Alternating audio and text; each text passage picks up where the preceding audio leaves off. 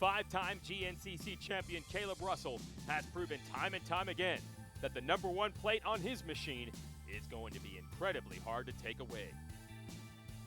But at round 4, Thad Duvall proved he has what it takes to strip the top spot in the box away from Russell. How will Caleb react? And can Thad make a repeat and do it again? And Thad Duvall, that was it right there. That was Caleb's last effort, and it didn't work out. Thad Duvall finally gets his redemption at Still Creek and takes the win. This is 3 hours of high-paced action deep in the countryside of South Carolina. And it starts right now, live on RacerTV.com. Are you ready to go GNCC Racing?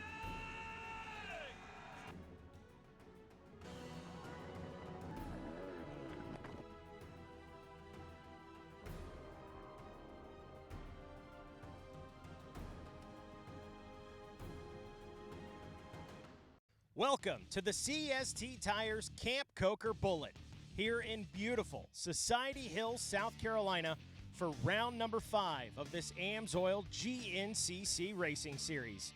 Well, Landon, the stage is set for round 5. We come away from round 4, Thad Duvall picking up his first win of the season and in epic style too. Yeah, what a big one for him. I know he's been wanting it for a long time now. Him and Caleb have had good battles all year long.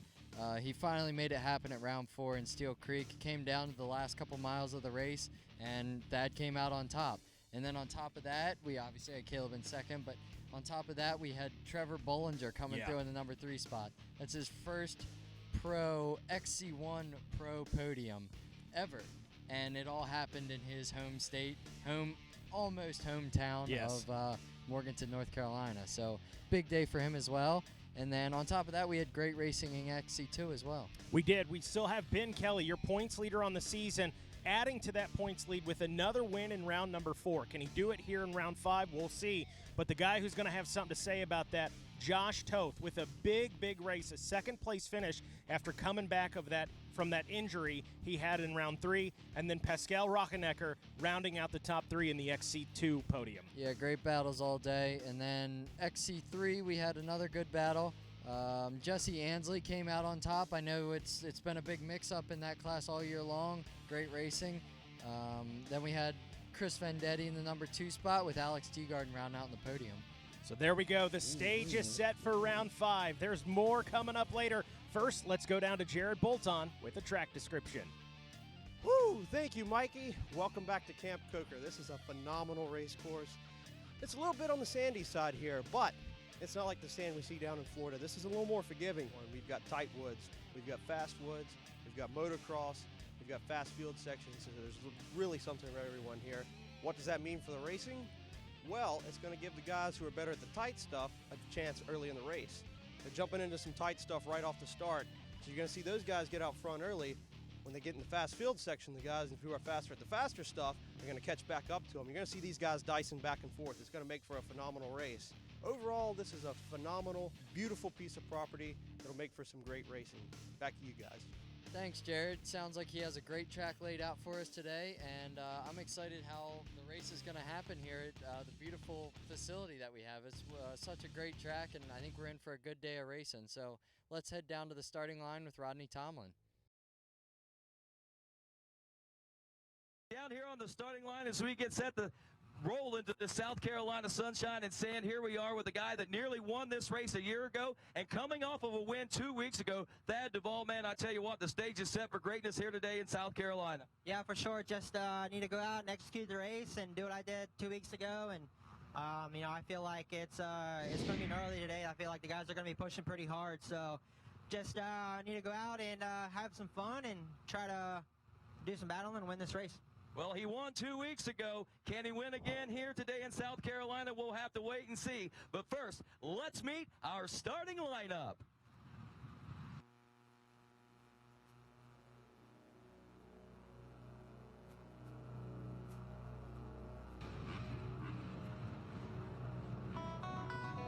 Rolling to the line first today, he rides aboard the number 1, a 5-time GNCC champion and the winningest two-wheeler of all time.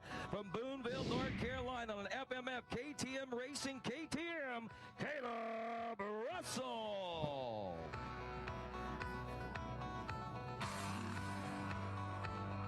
Rolling to the line today, second in points, fresh off his win, nearly taking it here a year ago. Aboard the 989 from Williamstown, West Virginia on the Rockstar Energy Factory Husqvarna Racing Husky, Bad Duval. Rolling to the line today, third in points. He is a South Carolina native. Aboard the 514 from Belton, South Carolina on Atili Energy Racing KTM, Stu Baylor. Rolling to the line next, he is fourth in points aboard the 739. He hails from Morganton, North Carolina on a JCR Honda, Trevor Bollinger.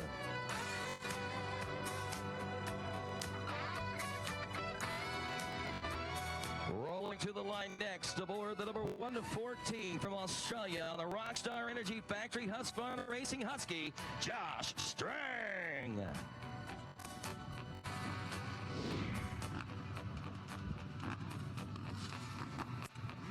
Rolling to the line next aboard the 523, a rookie from Fairmont, West Virginia on a KR4 Husqvarna, Lane Michael.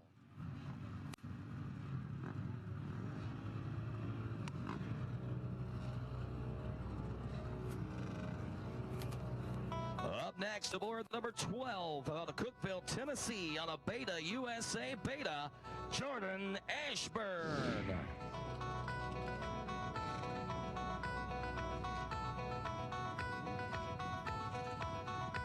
Aboard the number 212, hailing from Duval, Washington, on an Am-Pro Yamaha, he's rough, he's rowdy, Ricky Russell.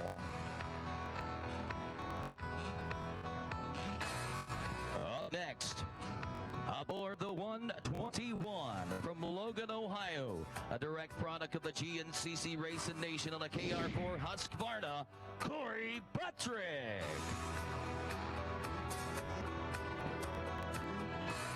Up next, he is back for a visit, unscheduled because he loves GNCC Racing. From Ekron, Kentucky on a Rockstar Energy Liat Maxxis-backed Husqvarna, Ryan Sipes. Aboard the number 410 from Birdsboro, Pennsylvania on a factory gas Fred Andrews racing machine, Andrew DeLong. And last and certainly not least, riding aboard the number 17 from Fork River, New Jersey on a solid performance KTM Fly Racing KTM, Jesse Grom. And that, ladies and gentlemen, your starting lineup for this CST Tires Camp Coker Bullet GNCC. Our riders now making their way out of the starting line and beginning the final few checks and the final few processes before the start of this race gets underway here today. And they roll into that first turn and then dive into turn number 2, where they'll be going for a $250 whole shot award. Who's going to pick that up? We want to say thanks to All Balls Racing, Winesco Performance Products, and the likes once again for bringing you those whole shot awards.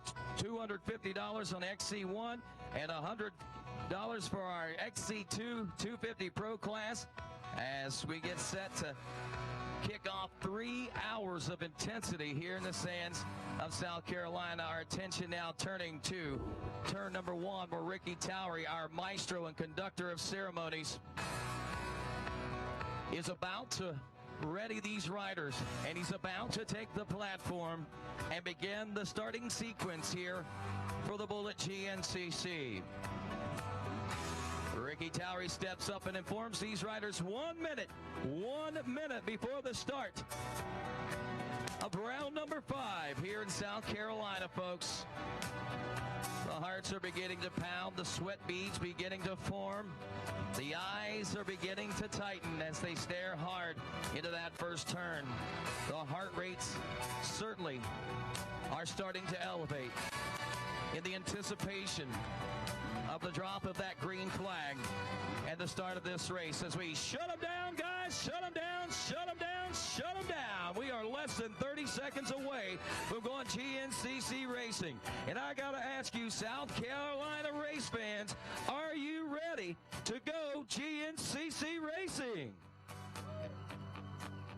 Oh, now come on. I think you guys can do a lot better than this. We're at the Moree Sportsman Preserve. We're in the heart of Setra country here, folks. I'm going to ask you one more time. Are you ready to go Camp Coker Bullet GNCC racing? 10 seconds. And row number 1, the XC1 Pro, will be off and rolling at the CST Tires Camp Coker Bullet GNCC.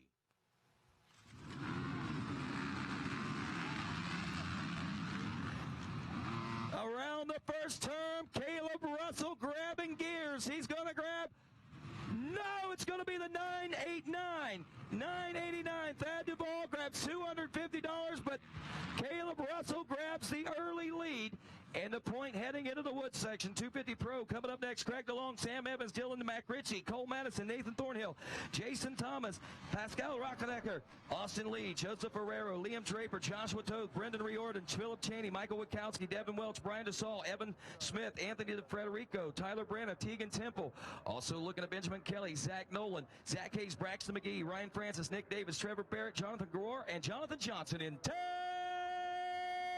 seconds.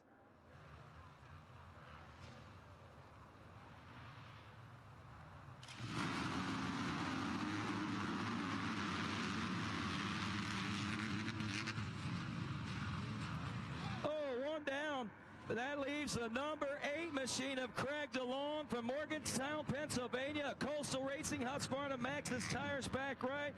Taking the early lead in the big bucks here in the Whole Shot Award. FMF XT3 125 Pro-Am. Jesse Ainsley, Cody Barnes, Ryan Flopko, Ryan Lochak, Alex Teagarden, Eddie Lochak Jr., Colin Keegan, Tristan Landrum, Hunter Shelton, Jason Langenbeck, Jason Raines, and Chris Vendetti ready to roll in 10 seconds.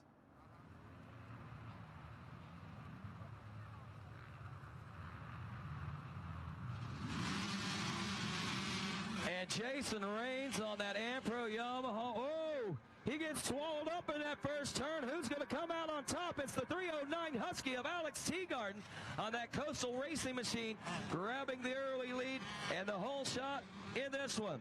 258 class coming up next. Chase Hayes, Dakota DeVore, Blaine Kimry, Matthew Davis, Owen Guys, Jonathan McDougall, Jeff Lance, Jeremy Lanther, Donlin Rank Jeremy, also Andrew Gross, Keith Ginley, Joseph Logan, Nathan Richter. 10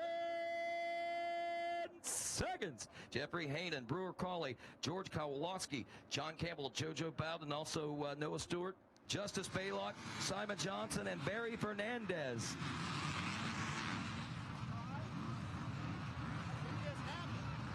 And it's the number 74 on his helmet, Blaine Kimry from Charlotte, North Carolina, on a Universal RS Barrett Ulrich suspension bag machine, grabbing the early lead in this one as we go to the four-stroke A lights. Connor Keegan, Johnny Monero, Michael DeLosa, Justin Murphy, Eli Childers, Chris McManus, Hunter Williams, Brody Johnson, Blake Grindstaff, Russell Smith, Bolton B. Roth, Tracy Hall. 10 seconds. Brendan Poling, Tyler Orfield, Adam Parker, Hayden Dillon, Austin Norris, Jacob Chrisman, Dalton Seals, Tyler Daniel, Nathan Davis, Brandon Keegan, Nick O'Brien, and Braden Moore. See if we can grab some numbers off these riders' helmets. It looks like the 326. Brendan Poling from Grafton, West Virginia, on his Waynesburg Yamaha FXR Jennings excavated back Yamaha. Up next, 17 riders in our Open A class. Connor Smith, Ben Parsons, Zach Tussle, Jared Williams, Alan Jones, Joshua Lee, Levi Gable. 10 seconds. Actually, Levi Cagle, Trevor Cobb, Corbin Patton, Brock Cagle, Justin Leonard, Max Randolph, Tyler Soriano, Roger Jackson, Kobe Beckert, Matt Serban, and Bryce Coster. Wow, Joshua Lee on that Team Kawasaki of Statesboro, Kawasaki, awful like a lightning bolt off that starting line. He grabs the early lead out of turn 2, and they're going to be chasing him into the woods, looks like. We go to the 200A class. Joe Marsh, Zachary Davidson, Michael Beeler, Dylan Simple, Chase Colville, Trell Henderson, Aiden Ponks, and Landon Lynn, Ryder LeBlanc, Randall Urban, and Travis Raynaud Ready to roll next. 200A in 10 seconds.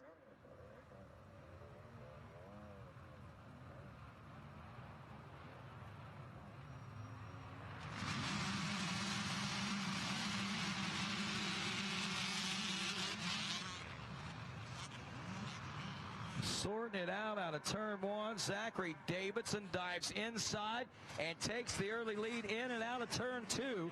Going to lead him into the woods. Zachary Davidson brought to you by Husky USA Dunlop Fly and Chad Davis running. Also Senior A coming up next. Frank Tussle. 10 seconds. Gregory Richardson, William Lackey, Andrew Williams, Bob Bergman, John Beaver, Frank Messina, Joe Kessler, Rick Burton, Kirk Lewis, and Larry Sylvia.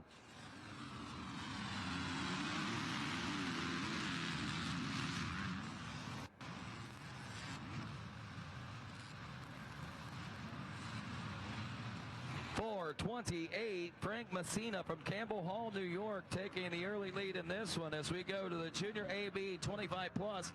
Andrew Boggs, Tyler Brutton, Casey Belt, Devin Burks, Nick Mellinger, Dustin Ulrich, Tyler Schrammel, Lucas Towery, Colton Hawk. 10 seconds. Jesse Kildo, Sammy Doris, Jared Shiley, and Matthew White.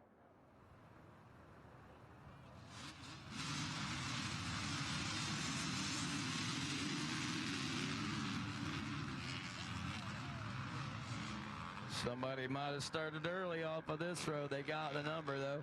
That's the 64 out front. Tyler Brutton from Troutman, North Carolina on his KTM, and he is checking out. That A, 30 plus, Sam Forster, Jared Hoffman, Sean Royal, Kevin Rammer, Louis Oleon, Jack Harrell, BJ Bariska, Surly Amancio, Buddy Barnes. 10 seconds. Steven Gonzalez, Brent Beatty, Andrew Matusik, Travis Beam, and Bill Zavendi. Zabidny, I guess is the way you would say that. Surly Amancio out of New Milford, Connecticut. A good, oh, look at that, he's gone. And Surly, a surly kind of feller, grabbing that early lead. Look at that, heading into the woods section now. 200B class, Sean Myers, Trent Gaither, I should say, Bradley Chapman, Tanner Kerfman, Michael Overstreet, Justin Gibbs, Josh McCoy, Ryan Ladon. 10 seconds. Noah Haynes, Jacob Harmon, Justin Snipes, Jack Bryant, Bailey Parker, Colby Davis, Hunter Cleveland, and Jake Adkins.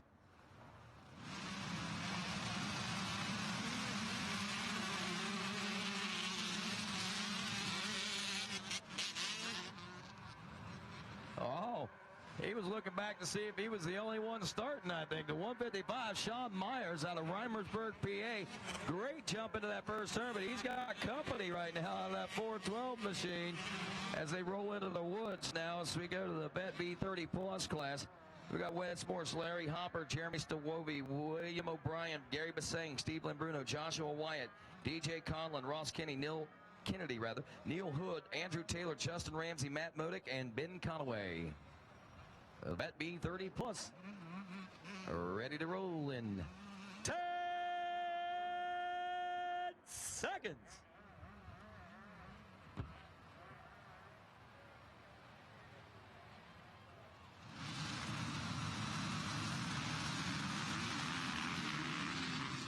DJ Conlon out of Myrtle Beach, about 2 hours from here, I know because I went there, but uh-oh.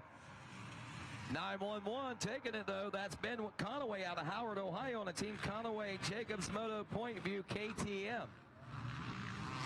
Open B coming up. Matt Swords, Ryan Kerr, Andrew Birkin, Brent Spalding, Trenton Boffman. 10 seconds. Evan Young, Matt Bruffy, Devin Pomaniowski, Jacob Barnes, Joshua Webb, Corey Burton, Andrew Davis, and Drew Norris.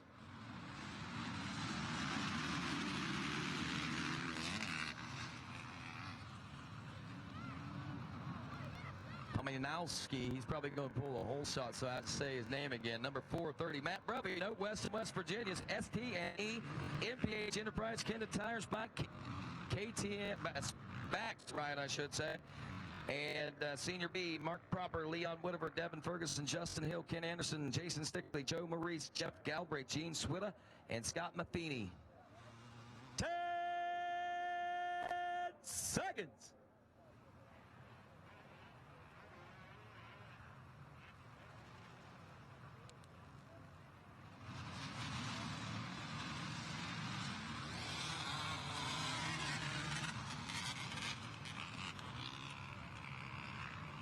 on the first turn. Our leaders go now. Jockeying for position. It's the 437 on his helmet out front. That's Jason Stickley from McDonald, Pennsylvania on a Lunova Racing Steel Motorsports Stickley hauling back machine.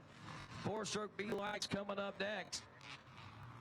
10 seconds. Garrett George, Joe Spivey, Sloan Gregory, Nicholas Haynes, Garrett Robertson, Zach Maley, Chad LaFollette, Denver Martin, Gatlin Welburn, TJ Fine, Tyler Sylvia, Mac Raymer, Tyler Gentry, and Bill Saliga. Billy Saliga. He schooled me in that earlier today. 2:33, Joe Spivey from Collinsville, North Carolina on a Spivey Construction Wicked Thunder MVR Racing back machine. And the 250B class, our final start of the day afternoon. Grant Kirpin, Cody Moorhead, Kyle Prismont, Mitch Owenby, Jake Borum. Also looking at Philip Daganese, Kevin Cotton, Landon Ray, Sean Cochran. 10 seconds. Franklin Brown, Ian Flynn, Jake Hansen-Ivet, Jack McMakin, Robert Whitlock, Cole Whitmer, Andrew Coffey, Wilson Earhart, and Dustin Stanley.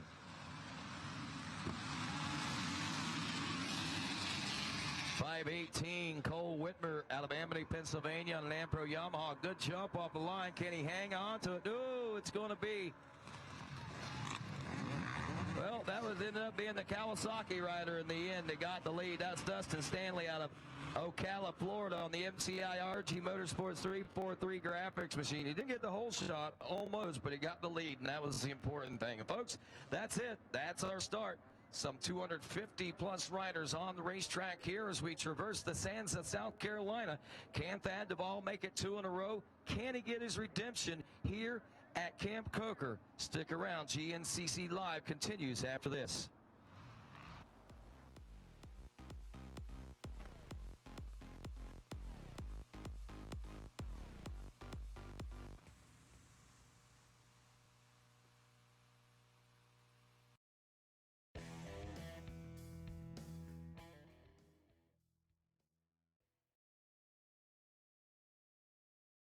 We handle your races, your jumps, and your trails. Isn't it time you give your daily driver the same love?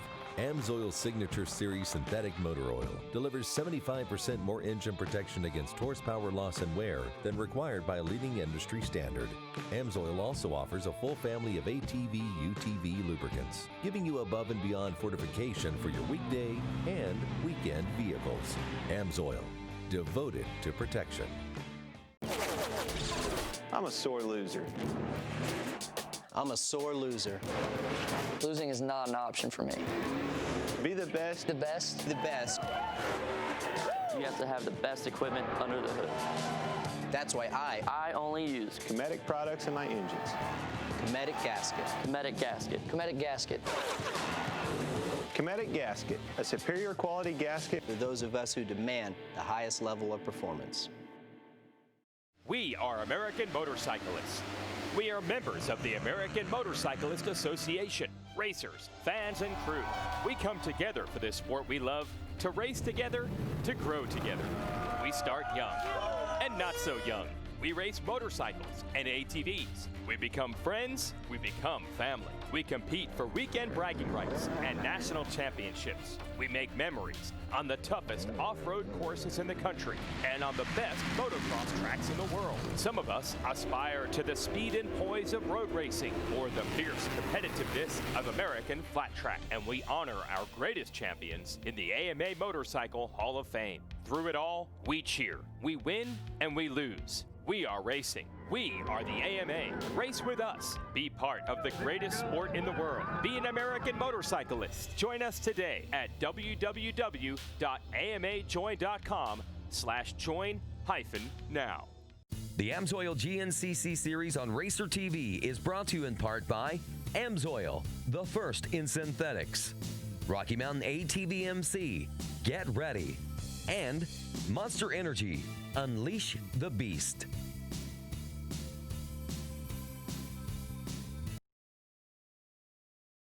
GNCC Live, Mikey Waynes, along with Tara Geiger. Tara, welcome back to the studio here on Bike Day. Good to have you with us. Rodney Tom will be joining us a little later, as well as Johnny G. Well, before we jump into it, I think we're going to get some perspective from some of our pro riders coming into today. Yeah, I mean, I've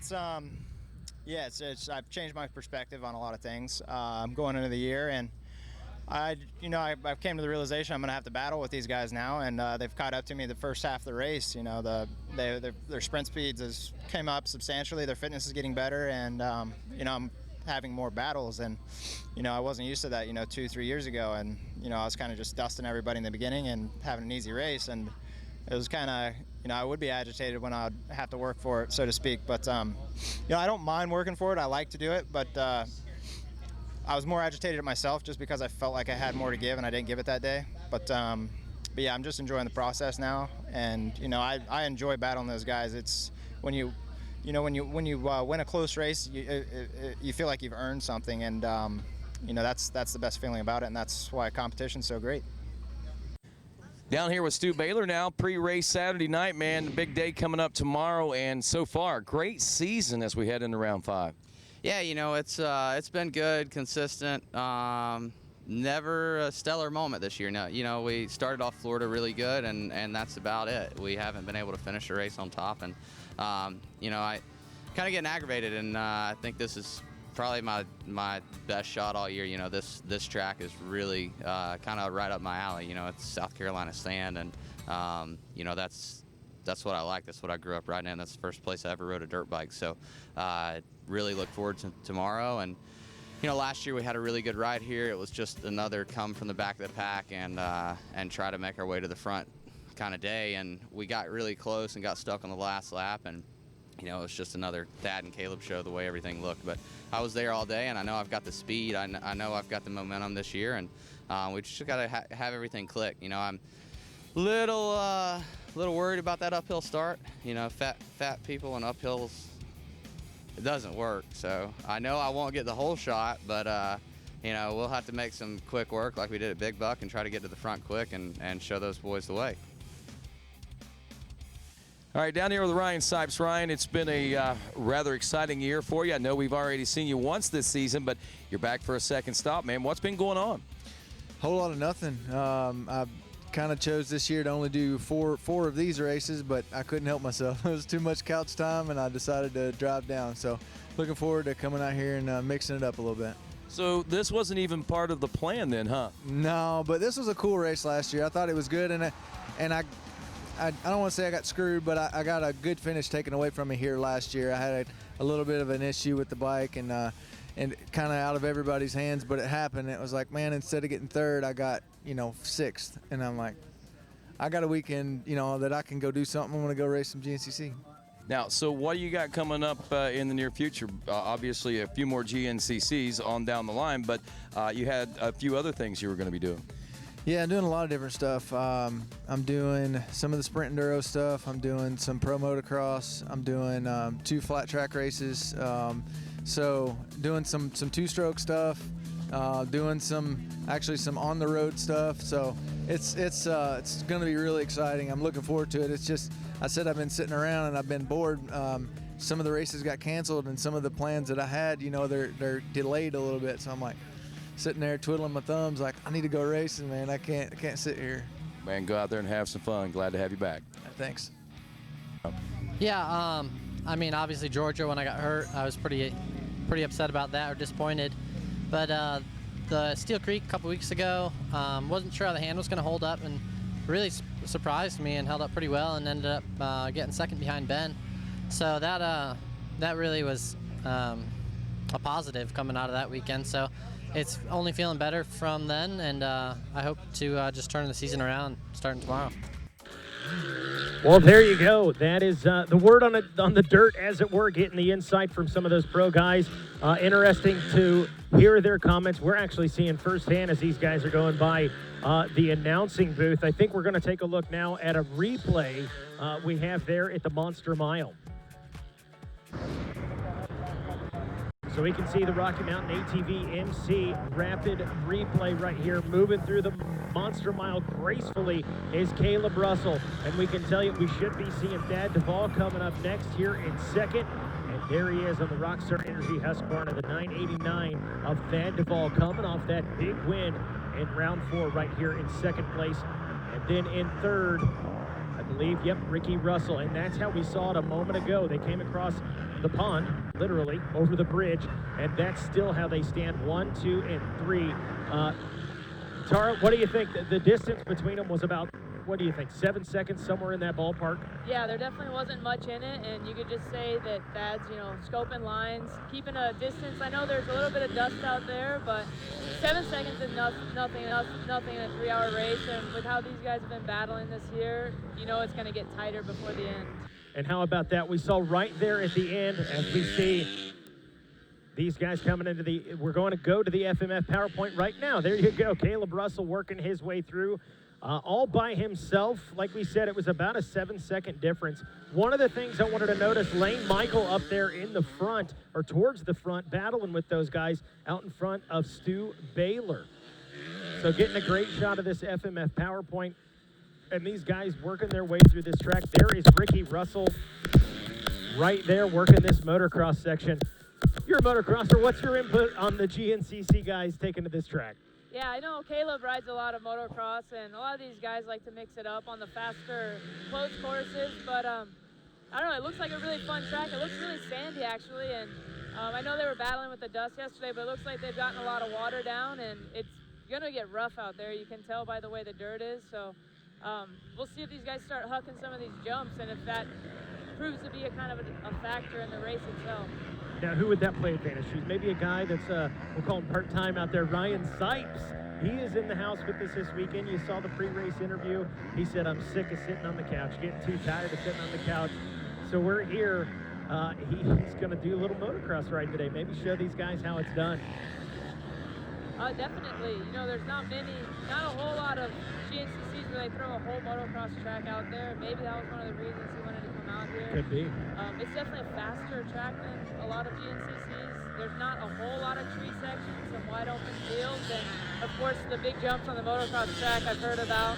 So we'll see, if he can keep it up there, and 3 hours is a long time to go when you're coming off the couch. So we saw Strang go through there just a second ago. As we saw it, it looked like, it didn't look like it was. Caleb Russell out in front, Thad in second, Ricky Russell running in the third place spot. I did not pick out who was in fourth, but we had Stu Baylor back in the number 5 spot, Ryan Sipes in sixth, and then I believe it was Trevor Bollinger in the number 7 spot. So there you go, a breakdown for you of how things are shaping up so far. And right now, fans, you're looking at the FMF PowerPoint here at Camp Coker. So we have got some great racing action in store for you here today. Again, Tara Geiger, we didn't really get a chance yet. Wanted to introduce you. You did the show with us yesterday. You're going to do a lot of trackside reporting with us here today. Tell the fans out there, a lot of you folks probably already know the name Tara Geiger, but for those that don't, Tara, who are you, where are you from, and what are you doing with us out here at GNCC? Yeah, I've just come out, check out the racing. I mean, these guys have been putting on a show this year, and it's really cool to be out here to witness it firsthand. I come from a motocross background myself. I've made a career, probably 15 years pro riding motocross, and just been mixing it up in the off-road stuff lately and become really good, gotten to know the racers and the stories, and it's really, really entertaining. And it's cool to see somebody pushing Caleb this year, because I know last year he kind of laid it to them most of the year, so it's just really rad to see everybody stepping it up and pushing it, and not just in the XC1, XC2, but in all the classes across the board. GNCC is live and well, and there's a lot of people racing off-road. It's really fun, and it's really cool to see. Well, we're excited to have you out here, and I've got to say, on your behalf, you've been so modest today, so humble, but you see, the stats don't lie. You've got quite the rider resume out there. And I gotta hand it to you every time I toss it to you and say, tell us about you. You're so humble. It's been a pleasure to work with you this weekend, and looking forward to the next 3 hours out there. Eventually, you guys are gonna see us in the pits. You're gonna take over for me. So. Yep, kicking you to the curb this week. That's right. Gonna get the scoop on what's going on with the riders firsthand, and hopefully everybody has a good race without any mechanicals, but it's always entertaining and adds a little excitement if something happens. So we'll be getting you the scoop from down there, and it's going to be a great 3 hours. So I think we're going to take a look now, give you guys an idea of what we see out there on this track. We're going to take a look at our Google Maps. And I believe we've got, what is it, about an 11.5-mile course here. As we're taking a look at a camera shot through the woods. We'll pull up that Google Maps here. There we go, Google Maps. So you can see about an 11.5-mile course, I believe it is. A great look there, and like you were saying, it tends to be a bit of a faster track than what we've seen this season. Who's that going to play an advantage for? Well, we'll have to wait and see. But we can see the FMF Power Point up there in between the 1 and the 2, and of course the Monster Mile in there between the 6 and the 7. So the Monster Mile, we always kind of joke about it. It may not necessarily be a full mile, but by the time you're through it, you're going to feel like it was a mile, maybe more. So a great course that these guys have set up for us here this weekend for round number 5, the Camp Coker Bullet. The CST Tires Camp Coker Bullet. I can't believe, man, we're in round number 5 already. This is just unbelievable. Joined in the booth now by our own Johnny Gallagher. Johnny G looking as these A-classes move across the pond here, and we eat a little bit of dust in the booth. But we don't mind. That's GNCC Racing. Johnny G had the opportunity of racing in this one yesterday on the ATV side of things. As he gets adjusted, we'll give him a second or two. He's shaking his head like, wait, hang on, something's not right and loose. So we'll come back to Johnny, get his perspective here in just a second. But I can tell you firsthand, the racing has been incredible here this morning. Kind of recapping the morning, Peyton Whipke took a big win on the youth side of things, taking the overall. Big win for him after not winning in round 4. And then in the morning, Taylor Jones took a win. We'll look at highlights of both of those races later on this afternoon, but wanted to certainly give them a shout out. I believe Peyton will join us in the booth later out of the youth class. He said something about they might have to hit the road a little early. Hopefully they don't have to, but we'll see. Johnny, are you live? You hot and rolling? I'm here. It took a little doing. Rodney had to get out. He's an electrical engineer. I don't know if you knew that or not, but he got her all dialed in now. Well, Johnny, we were just talking about this course. It seems to me like it's a bit of a faster course than what we've seen some of this season. But, man, you firsthand, you rode it yesterday. What are your thoughts? Yeah, I mean, I think our camera shots here show the course is pretty fast, and it definitely has its fast sections. But in these South Carolina woods, these pines, they're tight. They've cut in a lot of stuff we ran yesterday, and then even more today that's a bike-only section. So you notice a lot of guys, I don't know if you guys picked up on it, Josh Strang missing both handguards already. You know, it is tight. There's some sections that really slow these guys down and keep it single track. So not so much of an issue here early in the race, but later when they start catching gobs of lappers, it's definitely going to factor into how things play out. But when they are out in the open, as we see Ricky Russell here, that is definitely a fast section of race course right there. He's got that Ampro Yamaha YZ450 just wrung out, saying, hey, I need to catch those two guys in front of me because they are on the gas. And one of the things we were mentioning, Ryan Sipes out here racing with us this weekend. You know, how is that motocross track going to play an advantage for this guy? Yeah, I mean, it was definitely, we could even see it yesterday. The guys that really kind of have their skill set in motocross really kind of seem to thrive yesterday, and then obviously early here today with the WXC battle and all the races out there. You could see the people that are really comfortable on a moto track and those that are not. It really becomes evident. And I think with, you know, Sipes has motocross skills, but you know, you really can't take anything away from Thad and Caleb and all these guys on a moto track. But Thad and Caleb are pretty nasty on a moto track. There's a shot, I believe that's Strang right there. It looked like him. Yeah. Hard to see through the dust. Yeah, you see that brown out there. That's what these guys are experiencing if they're not in front. So chasing somebody, and I think that's why we see things as strung out as they are right now. It really is dusty out there in those open sections. But it looks like Corey Buttrick trying to reel in Josh Strang. Actually, it looked, when they came through the VP Fuels Pro Row, it was actually, and there we see, I believe that is Andrew DeLong. Yep, there's DeLong there. So a solid ride so far for DeLong today. He's really kind of getting his feet under him on that factory gas. But, you know, it's really, the track itself is kind of segmented. It's got its tight sections, and then it's kind of broken up. The sections that are fast are really fast. And I know, Tara, you've got a lot of experience with all different types of racing. You've raced some GNCC.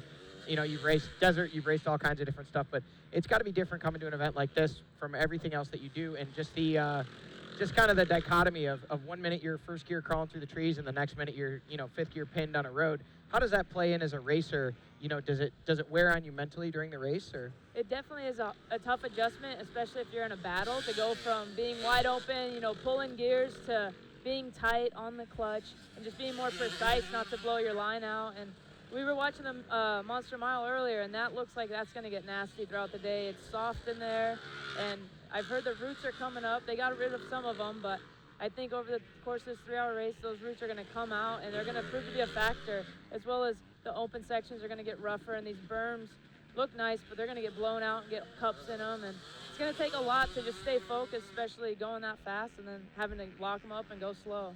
Yeah, and to be able to continually make those adjustments while you're riding throughout the course of a race or throughout the course of a lap even is one thing, but to have to do it over the course of 3 hours, you know, it really wears on these guys, and it really shows not only the phenomenal athletes that they are physically, but the mental strength and focus that it takes for 180 minutes to keep, you know, and really if you look at the battles this year, I'm sure you've been following at home.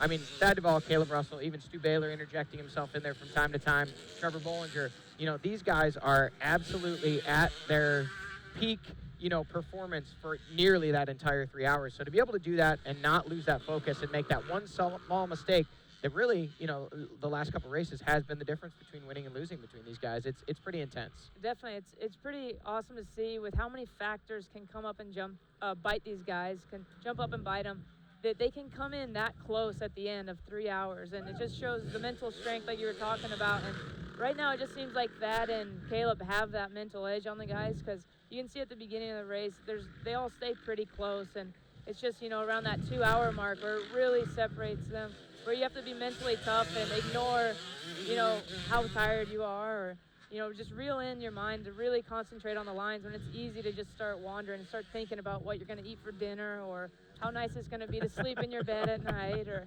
you know, there's a lot of things that just, 3 hours is a really long time. Are you talking about their mindset or mine? Because that's usually where my head starts going.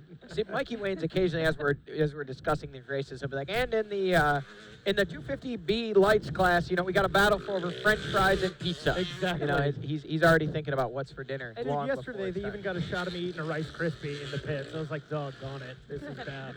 It's definitely something I struggle with, and I struggle with it in motocross. Even just, you got to be sharp to go this fast, and you got to stay on it. And there's a little bit of mental slip. All of a sudden, you look up, and there's a 20-second gap, and that's really hard to overcome when you can't see the guy in front of you. So, yeah, it's all about, right now, mental, I think, is the key to the game, with these two pushing themselves and everybody else needing to catch up to that pace.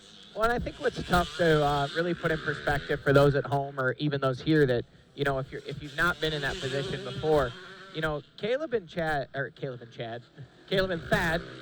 Chad's son, are, you know, they're really playing chess out there for about 2 hours, it seems like, these last couple races.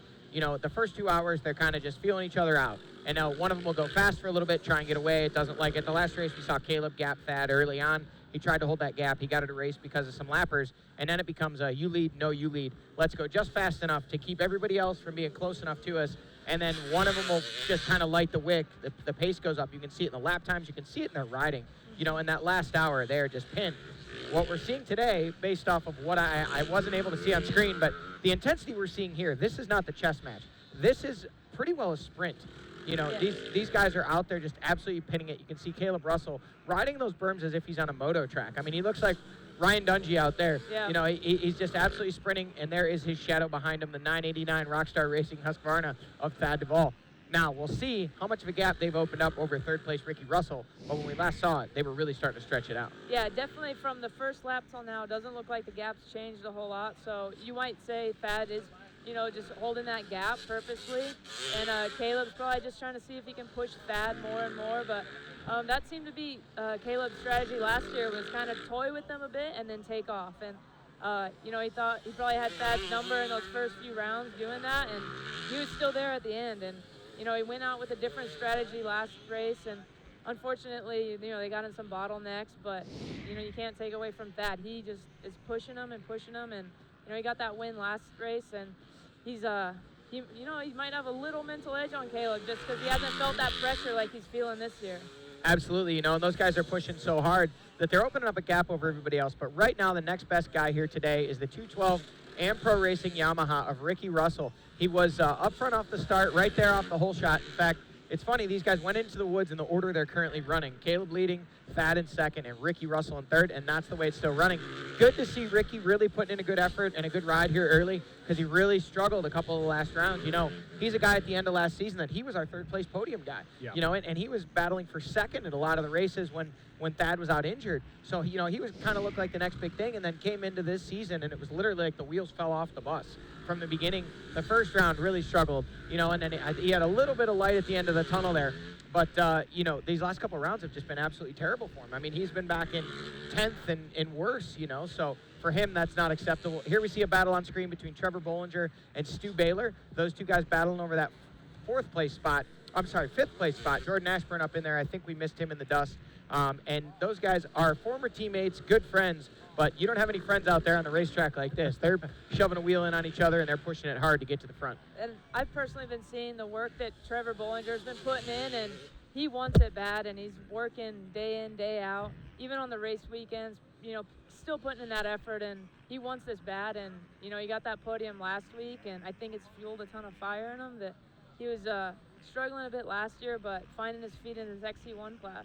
Yeah, and once you do that, you know, it's like a switch flips in these riders, and once that switch flips, it's really kind of hard to slow them down. I mean, it's really weird, and you probably have witnessed this in the many different forms that you've done racing, WMX in particular, where there's a rider that's just kind of mediocre or does okay, and then all of a sudden, it's just like one day, they're a totally different person, and it's almost like you see it, their transformation right before your eyes. Definitely, it's a story you see every race season. Somebody steps it up and finds that other gear. They've been just missing that one crucial piece, and you know, Trevor, he's worked his butt off this off season and got a new trainer, and you know, he's putting that work he never had to do when he was racing XC2. It was coming easy for him, and you know, he struggled last year, but he wants it bad, and you know, I think you'll see him on the podium a lot more this year.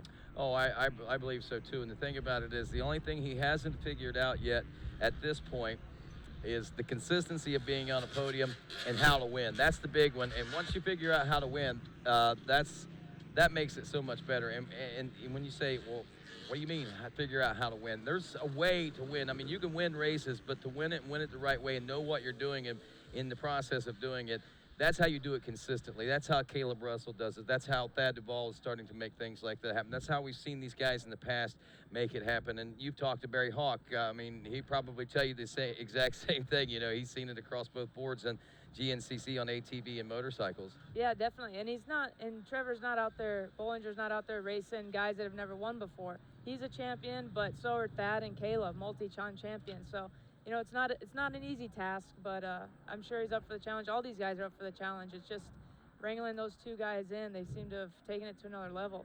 Well, speaking of new levels, here we are at a new level course at Society Hill in the Camp Coker, that motocross track, that beautiful sandy motocross track. It's every moto rider's dream, I think. I think every motorcyclist's dream to get out there on a track like that.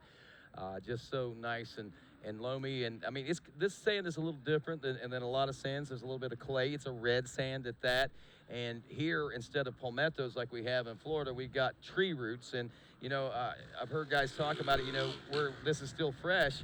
A lot of these tree roots haven't been dozed away over years and years of racetracks going through here. So this track gets rough, and it got rough yesterday. They said this was possibly one of the roughest tracks they've had in a couple years, period, hands down, and it was much rougher than what they saw in Florida. Definitely, and I've heard, you know, with the new trails being made, that they're not ridden through. The tree branches aren't knocked down either, so guys are going through tree branches. I know Mackenzie Tricker in the WXC race tangled in a vine. So it's not just the tree roots and the dirt, but everything surrounding the trees that are proven to be a factor as well. Well, here we are near the finish, Tara, and look at this, the 7-second gap. Not really much less than that, but definitely no more than that. And right in sight of the second place ride of Thad Duvall is the number one of Caleb Russell. Caleb Russell already taking 2 wins here in our inaugural year, and last year here, he's looking to make it 3 in a row here in South Carolina at Camp Coker. And he's on track. He's 3.2 seconds ahead of Thad Duvall, but he's still got about 2 hours and 22 minutes or so to try to make sure he's still out front whenever that checker flag flies. Well, how about the gap now between Duvall and Ricky Russell? Ricky Russell, last time we saw them as they passed the announcing booth, it was almost a 7-second gap between all three of them.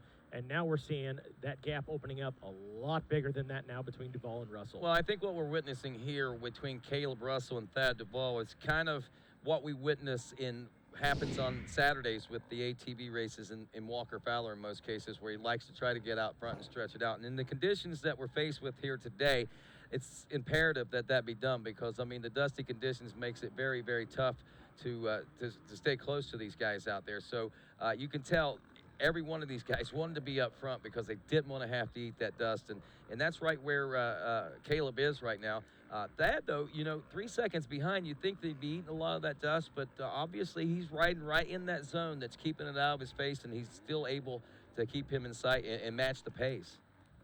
Yeah, I think it also comes down to it's really hard as a racer to know how hard to push and when to push, especially when you have 3 hours to go. These guys, obviously Caleb and Thad, are riding really, really fast at a great pace. And we actually have the leaders coming through now. Yep, right on the bridge right here in front of the TV studio. There's nothing in that gap there. No. I counted 3 seconds. I used the Johnny Gallagher method. I looked at the post. It looked like 3 seconds. And Thad looks like he's choosing his time, when to kind of close in on him and kind of fall back. Well, I witnessed this in Georgia, and Johnny and I believe were talking about this same thing on the last lap and a half, last 2 laps or so, when they came through the pro pits down there. Both riders riding at such an intense pace, but when you saw their eyes, there was no sense of urgency whatsoever in their eyes. It was so much focus, and that's what we're witnessing right now. Yeah, I wonder if Caleb had that plan to go out and sprint again, but not being able to shake Thad, if he's backed it down a bit, and Thad's kind of just riding his pace as well, because it's a lot of times easier to be in second than lead on a race this long, especially when you get into lappers. You can, being the leader, you run into them head on, where it's a lot easier to pick through them when you can kind of see where they're going when you're in second. Right, and both these guys, they've got nearly a minute lead now over third place. So basically, there is third place right in front of where we are right now in front of the TV booth. Ricky Russell checking in. It was 58.1 seconds. 17 seconds further back was Jordan Ashburn. We see him now making his way across the bridge, I believe. And behind Jordan Ashburn, then we'll see Ryan Sipes, the 264, another 7 seconds. And right behind him now is Stu Baylor. Baylor, I saw them out on the lap on my way back from the start, was actually behind Bollinger last time I saw them. So he's gotten back around Bollinger. Bollinger is right there still, thick in the thing with 7th place position. Josh Strain checking in now about 30 seconds back, 28 to be exact, in that number 8 position. Corey Buttrick right behind him, another 28 seconds. And Andrew DeLong, another 22 seconds behind him. Rolling into the FMF PowerPoint section. Watch Caleb Russell go, man. He is really laying it down on this Camp Coker Moto track. It's funny, we were talking earlier about Ryan Sipes being the guy in the motocross track, and Johnny said, you know what, you can't take anything away from Caleb or Thad, and as you see these guys work this motocross portion, you know what, Cart, you're the expert. What do you think? And they're riding really well. They got their bikes set up. It's really hard to set a bike up for a motocross track and to ride in the trees, and they've got these machines tuned really well. And I know Caleb does a lot of moto training over the winter when he's down in Florida with all the guys at Alden Baker's factory, and I know he's back home now, but I've seen video. He's out riding with Cooper Webb and a lot of the guys that live in North Carolina that race the AMA Nationals. So he's no slouch on the moto track. Oh, and you can see Thad's figured out a good line through the rollers. They're tripling in and closing a big gap. So there's something that maybe Caleb hasn't picked up on yet. They're both getting over that jump smoothly. So they're really starting to get better lines going on this track and keeping it close. You got to wonder about the condition of this track. We got, 250 riders or so out there. We had some 500 this morning, plus the youth riders, another 150 or so. So, I mean, we've had a lot of traffic on this moto track. Do you expect that it's going to get rougher in this 3 hours, or do you think we're going to see this stay about what we're looking at right now? Oh, it's definitely going to get a lot rougher. That looks like some really sandy soil, and there's already some big holes, and they're just going to get deeper throughout the race. And as guys start getting tired, they start, not clearing the holes as well, and so those holes get bigger. And these guys are fit. It's not going to bother them at all, but I think it might cause them to get into some lappers a little quicker than normal. But yeah, they're gonna race till the end, and it's a good track to see them go out on. Yeah, I think, and we're going to have a lot of good shots of it, I believe, as well. Here comes Ricky Russell, the old rough and rowdy one. Calm down, boy, calm down.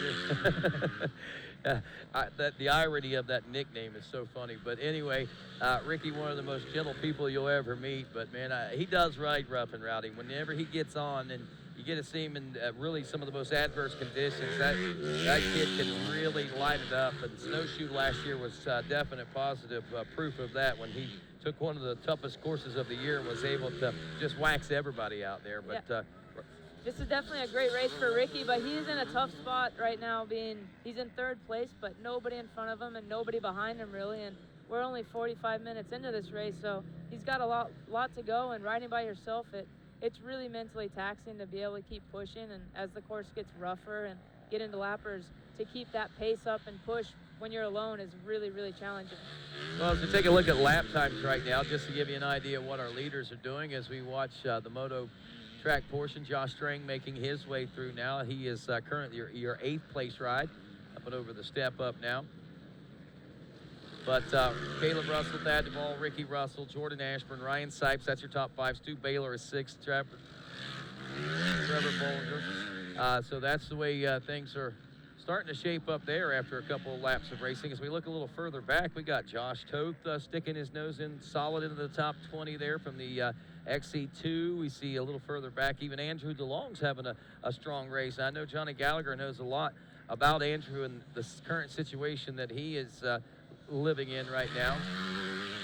But as we watch these riders make their way off this moto track and back into the heart of this Camp Coker facility, our top 10 kind of looking like this once again as we check out our Rocky Mountain ATVMC.com leaderboard. Corey Buttrick, one of GNCC's products right there in the 10th place position. Josh Toth, as we told you, strongly in the top 10 in a 9th place position, leading that XC2 250 Pro class.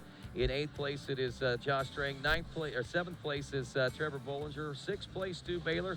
Ryan Sipes in 5th again. Ashford is your 4th. Ricky Russell in 3rd. A minute ahead of them, though. That's where all eyes are at. The battle between Caleb Russell and Thad Duvall. Will he be able to redeem himself here in the sands of South Carolina after running out of gas and coming so close to a win here just last season? You have to wonder, what would the championship ended up like had he not ran out of gas here last year and had he not lost the important points that he did lose? If you remember, Thad actually had the points lead during the summer break there for a short time. So, man, today could tell a big story. It could swing things in another direction as well, so this will be exciting. Well, we're going to find out just exactly whether or not Thad Duvall is able to do that or not. Caleb Russell, if he can keep him at bay. Stick around. GNCC Live continues.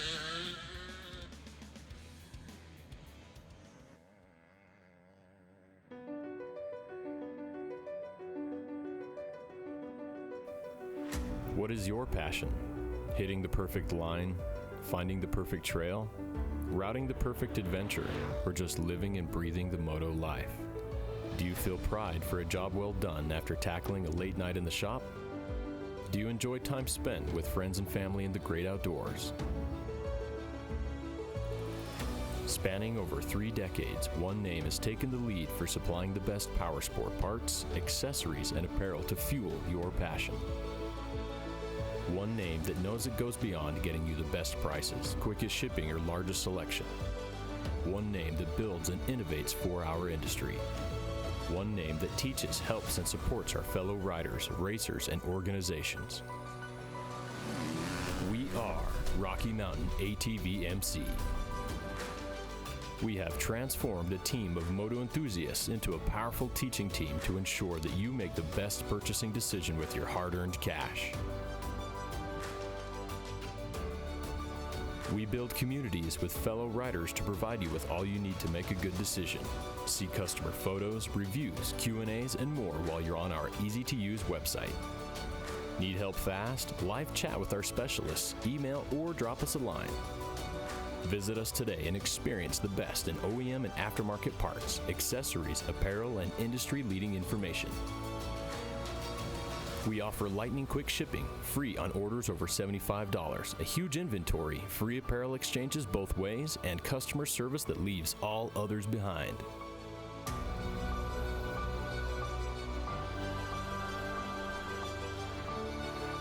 Experience one name that leads all others. Rocky Mountain ATV MC. Get ready. When it comes to guarding your diesel engine, AMSOIL offers the next level performance you demand.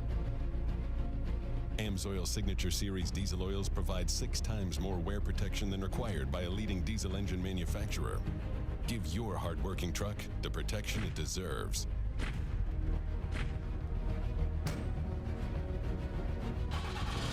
AMSOIL, devoted to protection. See the whole line of diesel products at amsoil.com/diesel. And welcome back to GNCC Live. I'm Rodney Tomlin, along with Johnny Gallagher, Mikey Waynes, and Tara Geiger here with us today. And also in booth with us now is Peyton Whipke, the winner of this morning's youth race. And we welcome Peyton along. This is what, win number 4 for you, I think, this season, huh? Yeah, it's win number 4. Still Creek was a tough break. I was in the lead, and I just radiator hose popped off and broke and ran out of coolant, and it just blew up on me. Well, you had a great race going this morning. I know you and Max Fernandez, that first couple of laps, it was like he was your shadow, man. I was beginning to wonder if you were going to be able to lose him or not. As the race wore on, you were able to put some distance back there. But, man, what a great battle today it looked like. Yeah, it was a good race. Got off to a decent start, and me and him just kind of battled for the first couple of laps, and once we got a good pace going, I kind of bumped it up and got through some lappers and tried to just put a few lappers in between us. And once we did that, I was getting a little bit of a lead, and crashed and hit a tree, and he come back up on me, and I was like, there's no way I can let him get away now. It's a little too late in the race. So I just put my head down and charged the rest of the race, and I come out with a little bit of a lead. Awesome. We have some highlights from this morning's race, and Tara Geiger also caught up with Peyton shortly after that big win here in South Carolina. Well, Peyton Whipke, man, win number 4 of the season, and coming off the rough round number 4, this win's got to feel good. Oh, yeah, for sure. That tough break in Still Creek, just went home and put in a bunch of work, and just kind of got a little stressed out before I come here this weekend, and just tried to put my head down and charge the whole race. It was definitely a fun one between me and Max for the first couple laps, and I wrecked and I hit a tree, and I think I messed up my finger pretty bad, but then I just charged and just kept her on 2 wheels and tried to pull away. Well, congratulations, man. Welcome back to center of the box. Peyton Whipke with the win in the youth race. Man, how cool do you look on TV, man? That was an awesome ride today, and you got an awesome season started. It looks like, Peyton. I really look forward to seeing what the rest of the year holds, but I also know that you've been riding some big bike buddy races and stuff like that recently. Yeah, I've been riding some local races here and there, and I raced a motocross race last weekend at High Point. I'm going to try to qualify for Loretta's this year. And, I understand you did extremely well. Wasn't even expecting anything like that. Yeah, I wasn't sure how I was going to do, to be honest. I was just trying to go outside of GNCC and see how it is. I've always been pretty good at motocross, but I wasn't sure how well I would stack up against those kids, and I did a lot better than I expected. That's awesome. Well, Peyton, glad to have you on board, and congratulations on such a great season. Look forward to talking to you more in the future, man. Thank you. All right, that is Peyton Whipke.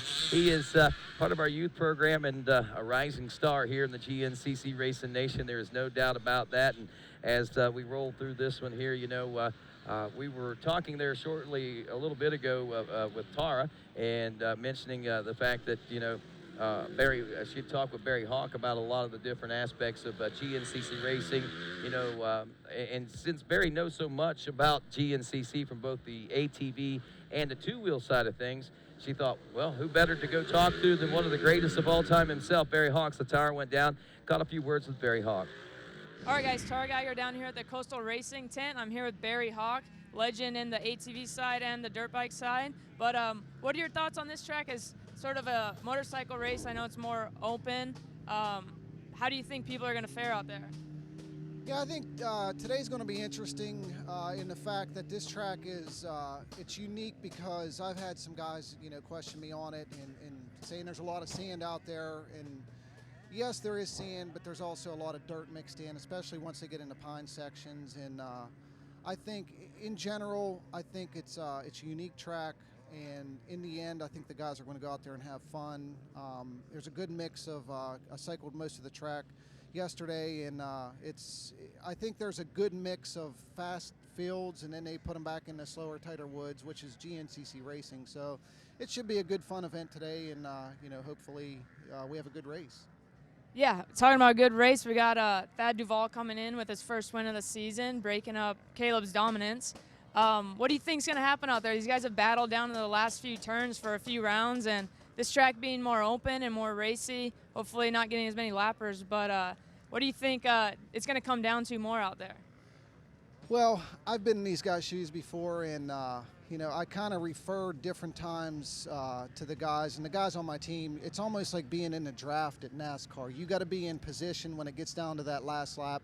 And I know the guys try to sprint and get away, and Caleb's done a really good job at that, and Thad's been able to work on that part of it, staying with him. And then you got the guys, Stu Baylor and the Jordan Ashburn, the Andrew DeLong. Those guys are right behind those guys, and it's if they can get in that draft, so-called draft, with those guys, because in the end, Caleb and Thad are going to be up front. Those other guys got to try and hang on to them, and in the end, it's going to be an interesting race, and hopefully they all end up. It'd be great to have like 7-8 guys battling to the last couple turns. Hasn't really been like that lately, but in the end, it's it'll be interesting to see how it turns out. Yeah, Caleb and Thad have definitely stepped up the game, but we'll see if anybody else can have anything for them in this race. Hopefully the starts, they'll get great starts. Everybody will be up there, and like you said, in the draft. But we'll just have to see when the gate drops. Back to you guys in the booth. All right, thanks a lot, Tara, and absolutely correct there. I mean, positioning yourself is 9/10 of winning a race. I mean, you got to be in the right place in those closing moments to make that happen. And I think Johnny Gallagher, you can attest to that as much as anybody. You've been there a lot. Sometimes it's harder done than it is said. That's for sure, though. Yeah, I think, Barry's a guy that has won a lot of races. I think he's got, if I remember correctly, I think he's got like 69 or 68 career wins. So obviously he's a guy that knows what he's talking about, whether it's 2 wheels or 4, and the strategy really is the same. It's in a race this long with the conditions the way they are, whether you're on 2 wheels or 4, it plays out so much the same. You have to, and part of it's knowing your competition too, and I think that's what guys like Barry and when they get on top and they're kind of reigning supreme over everyone else. Bill Balance back in the day, Rodney Smith when it was him, Yuha. It's rare. I guess Yuha would kind of be an exception. No disrespect to anybody else, but he was just that much faster than everyone else. But really what it comes down to a lot of times is knowing how to play the cards that you have in your deck better than everybody else and knowing what other cards everybody has. And I think that's the advantage that Caleb Russell has had the last few years. His speed was great. Sure, he was probably the fastest guy or one of the fastest guys, but Thad Duvall had speed. Josh Strang had speed. A lot of these guys had that, where Caleb kind of knew those guys, knew their race tactics, and he would play his hand and run his race according to stacking it as much as he could in his favor. Where now, Thad knows Caleb's hand just as well as Caleb knows Thad. So that's why we're really seeing these two titans head-to-head, toe-to-toe, and a lot of these other guys are starting to figure out how to play the game as well. So it's a chess game at, wide open throttle is what I often say, and that's how these guys play it out. And they're playing it hard, that's for sure, and they're playing it smart. Some of them trying to use their head as much as possible. One rider that might have his head out of it right now, Craig DeLong, I just seen 24th place position in the XC2 Pro-Am class. We're going to go over some other classes and some youth classes, but I wanted to touch on that, man. I mean, he's one of the key players we normally see up front in the XC2 250 Pro class, and he's struggling here today in South Carolina, it looks like. Yeah, we saw him on screen just a bit ago, and he was back with what looked to be possibly some B-class riders. So obviously something has happened to Craig. He was charging on screen. He was passing riders left and right.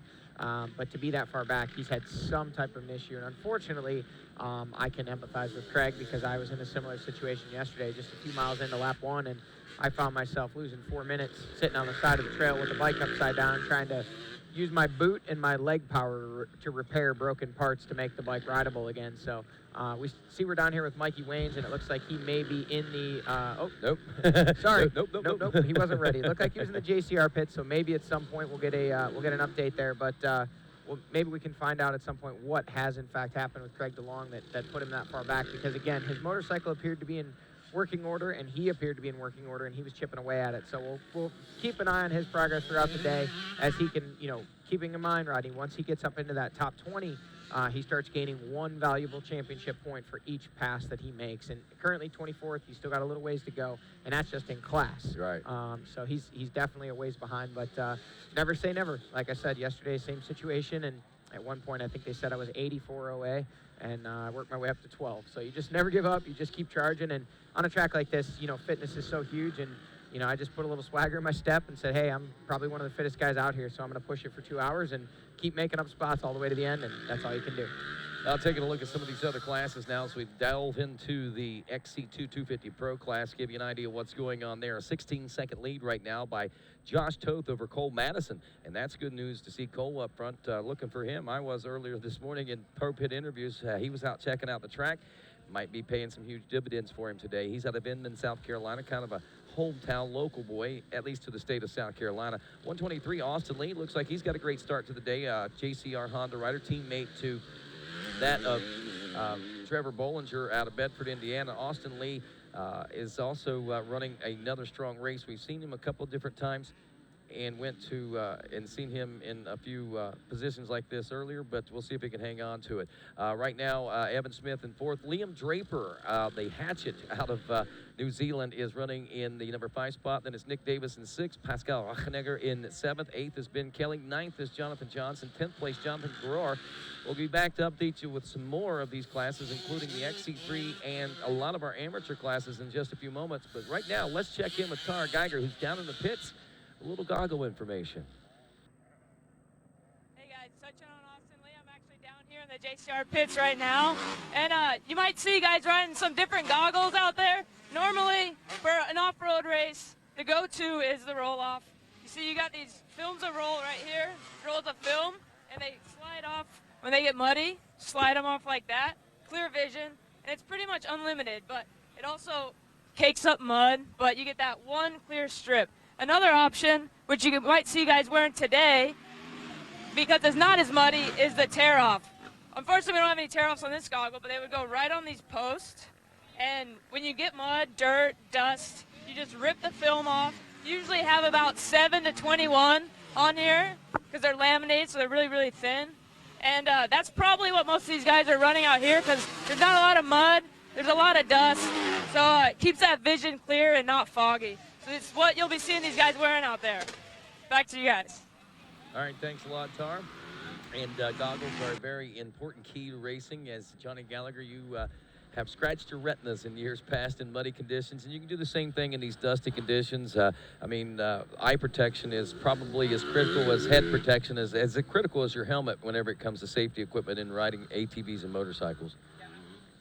Yeah, absolutely. Vision is so important, and there's so much debris flying around on these race courses, from, small particles like dust and sand to bigger stuff like tree branches and leaves and roosts and everything else. And, like you said, unfortunately, I've been in a position before where I did damage my eyes, and actually still, believe it or not, still have damage from that. So it's not something you want to mess around with, and you definitely don't want to ever let anything get in your eyes and scratch around. So goggles are huge, and obviously the great companies that do support GNCC Racing with great product. There's many of them.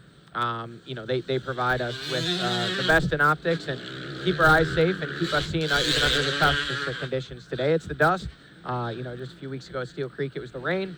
So it just depends on the conditions, but it's good that they give us options. FMF XC3 125 Pro class is led right now by Jesse Ansley out of Mayaca City, Florida. 13-second lead right now over Cody Barnes, the 99 from Sterling, Illinois, who's riding on a Yamaha. Another Yamaha rider from Fort Mill, South Carolina, Christopher Vendetti. The 941 is currently third. The 823 of Jason Langenbeck out of Clarksburg, Massachusetts in fourth. And Jason Raines, the 916 from Travelers Rest, South Carolina, actually rounding out the top 5 in this one. Rodney, and unfortunately for the folks at home, it wasn't on screen. I don't know why we didn't get to see it, but there they are. Thad Duvall in second and Caleb Russell leading through VP Fuels Pro Row at the completion of lap number 3.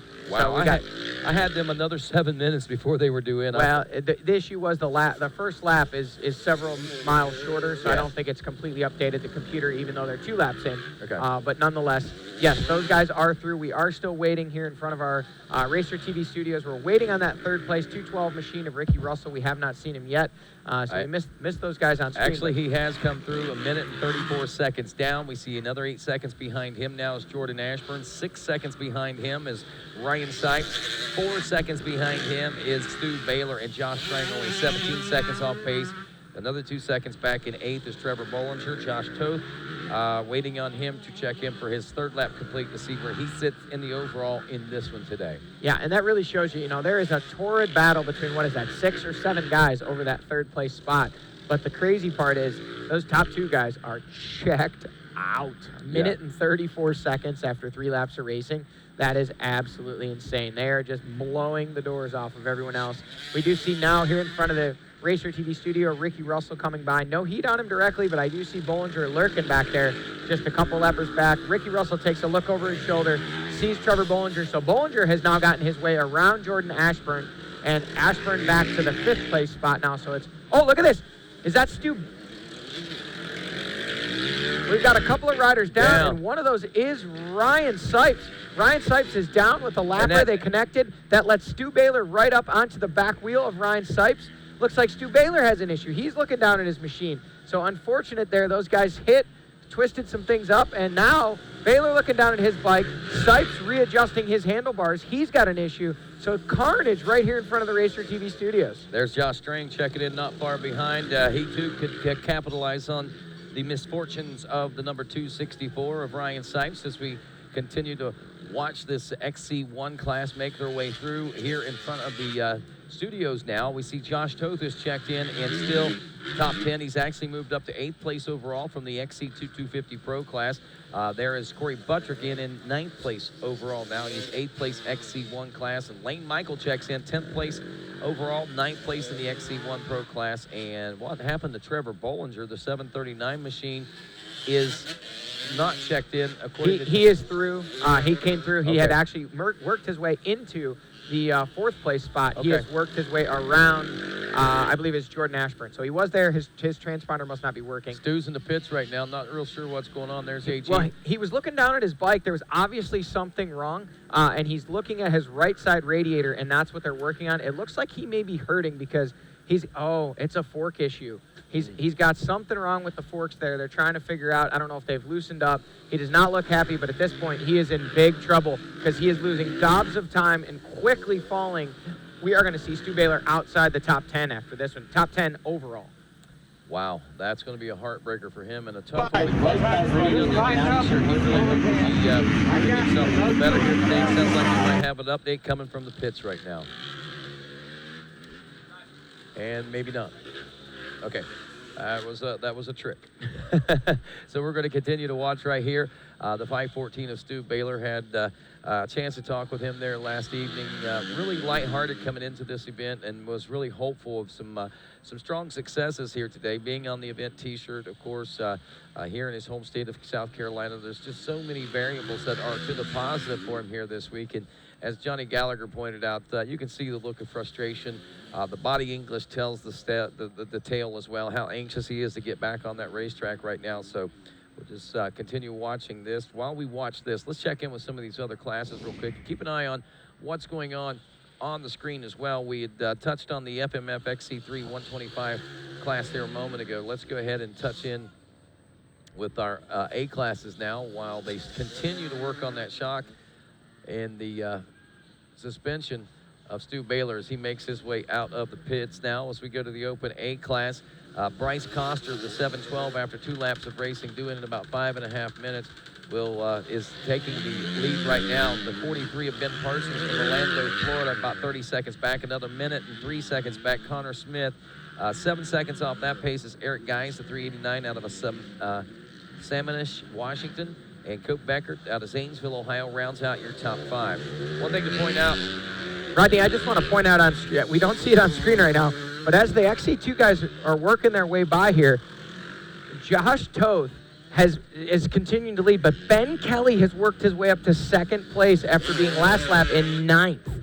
He was back in 9th place, several minutes behind, and he's all the way up to second, Rodney. Wow, pretty impressive stuff. Let's check in with the pits now and see what's going on.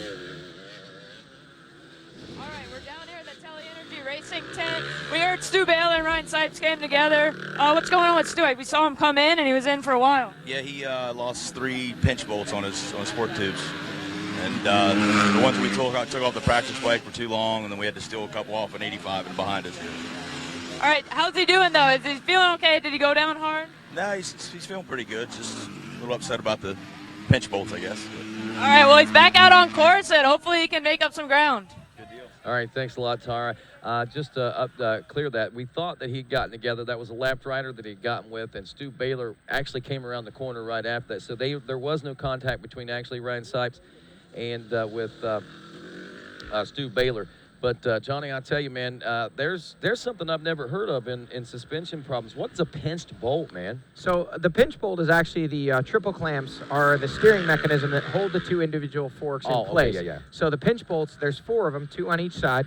There's 4 on each side, 2 top, 2 bottom. So there's a total of 8 pinch bolts that hold the forks in place there. And from what it looked like, it appeared the top pinch bolts had come out completely and the other ones were loose, which basically meant that Stu's forks were sliding around inside the triple clamps, would make that bike nearly unrideable. And I tell you what, he's lucky that the forks didn't slide out of the triple clamps, because if that would have happened, it would have been a really gnarly crash that he would not likely have walked away from. But what we're seeing on screen here, Rodney, look at this. This guy right here, I believe it's a little too far away to tell, but I think that is the number 1 of, or is that Kelly? Nope, there we go. So those are the pinch bolts right there.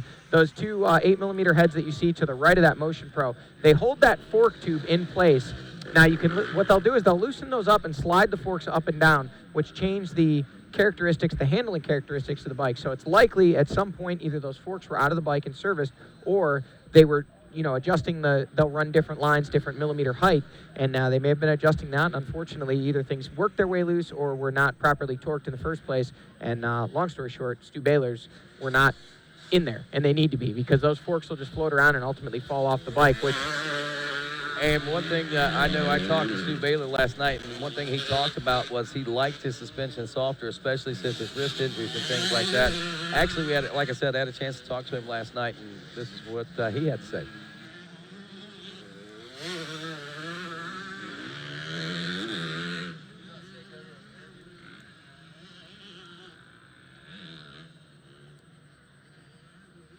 Well, we'll get back to that Stu Baylor interview in a few moments. But like I was saying, I mean, with the wrist injuries and things, he was explaining, I think it's been 5 years since really the initial injury, and it's been a comeback for him basically ever since. And last year we saw a lot of gains by the 514, but this year it seems like he not only picked up where he left off, but I think he came in a step or 2 ahead of even where he was last year. Yeah, absolutely. He's been definitely been working hard, and he's been trying to translate that into some finishes, and obviously it's kind of, as much as it is strange, it's kind of the same situation we saw last year. And I think if Stu wants to, if he wants to take that next step to the next level to battle with Thad and Caleb, he needs to figure out how to make it through April.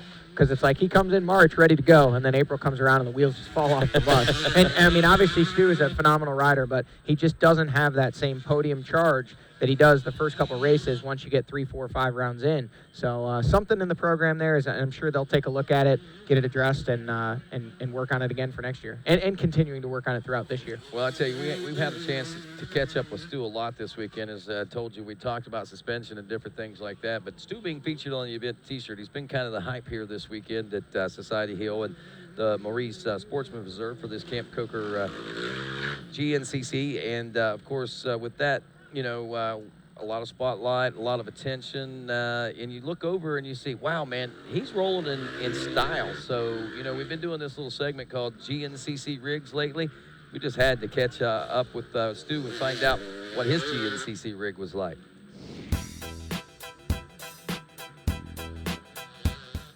Hey, welcome to GNCC Rigs, man. Everybody's got a nice rig to show off. Well, some do. Some have nicer ones than others. And this guy right here, Well, whenever you talk about being cool, he knows what it's all about. He rolls cool. Tell us a little bit about it, man. Well, yeah, this is it. This is the Teely Energy Racing rig. We've obviously already seen it once. Grant kind of gave you a little half tour, but I'll show you the full thing and what really goes on. So, right here. Hey guys, put your clothes on. Lucky there. So, this is usually a dance floor. As you can see, we ripped the couches out. Lights come on, black lights. It's, you know, believe it or not, I mean, this place gets wild. At least so I hear. Todd says back there is where all the magic happens. Back in his bedroom, let's see how messy it is. Whoa, he cleaned it up. Yeah, I doubt there's much magic that happens back there. Oh, this is our pre-race hydration and our post-race celebration. Wait, I think I got that wrong. I don't know. We're still learning. Well, we see we're getting the install. That's for Caleb tomorrow. He'll know what I mean. The trailer, it's just a trailer. We're not worried about it. We got some bicycles laying everywhere.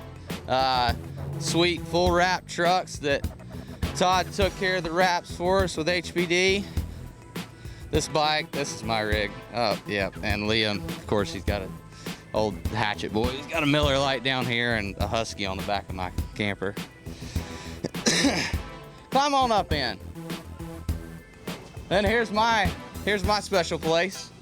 That's where we go. Got the goggles clean, the helmet ready, the gear laid out. The dog, he's gonna make sure that he's in every shot. And, you know, pretty simple. Nothing like what Todd's got, but it does the job. We have fun, we go racing every weekend, and that's it. That's my rig, that's our rig, that's what happens.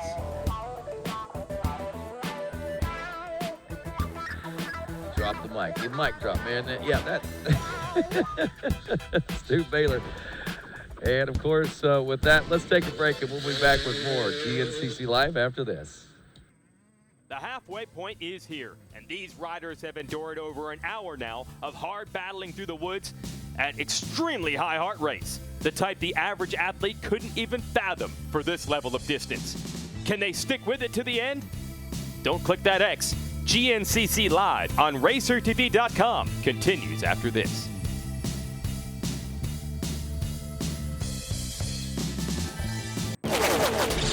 I'm a sore loser. I'm a sore loser. Losing is not an option for me. Be the best. The best. The best. You have to have the best equipment under the hood. That's why I only use Cometic products in my engines. Cometic gasket. Cometic gasket. Cometic gasket. Cometic gasket, a superior quality gasket for those of us who demand the highest level of performance.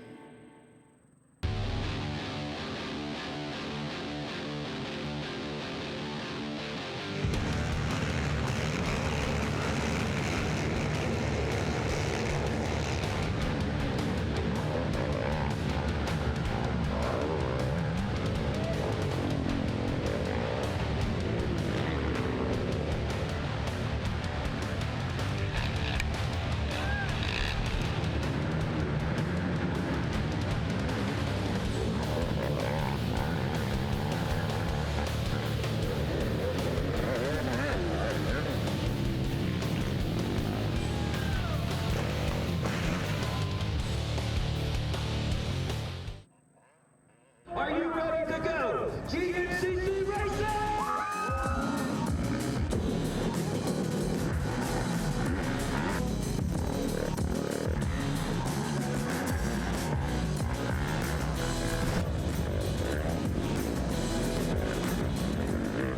Hello everyone, I am Chase at Rocky Mountain ATVMC. Now as riders ourselves here at Rocky Mountain, we are proud to support and sponsor the GNCC Racing Series.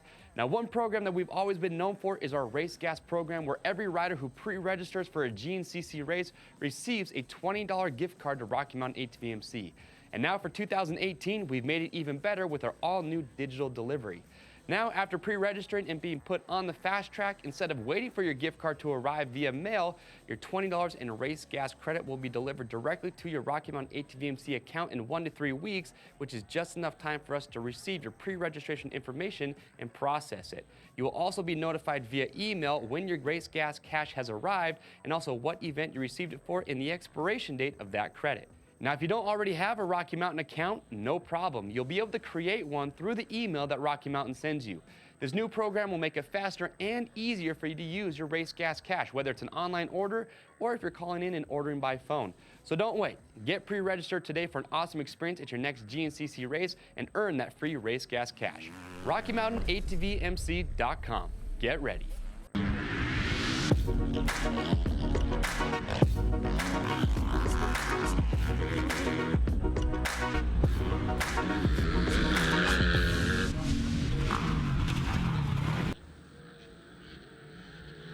And welcome back to GNCC Live from Society Hill, South Carolina. Camp Coker, as we know and love it affectionately, is the CST Tires Camp Coker GNCC. Rodney Tom along with Johnny Gallagher, Mikey Waynes, and Tara Geiger on site here with us today. And Johnny, I tell you what, big things going on here in GNCC. You know, as the series and the championship grows, we get so many folks out here and new folks and new faces. And, well, we've also got some new markers. You might have just saw that track marker on the side of the track right there.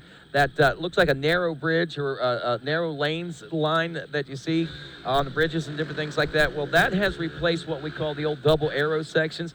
Anytime you see these markers on the trail, you are to ride between these. You'll see them in grass field sections. You'll see them in motocross track sections and different areas where they need to be in a single file, not necessarily a single file line, but need to be within those markers. So when you see those out on a GNCC trail, that simply takes place of the old double arrows now, and you got to ride between them.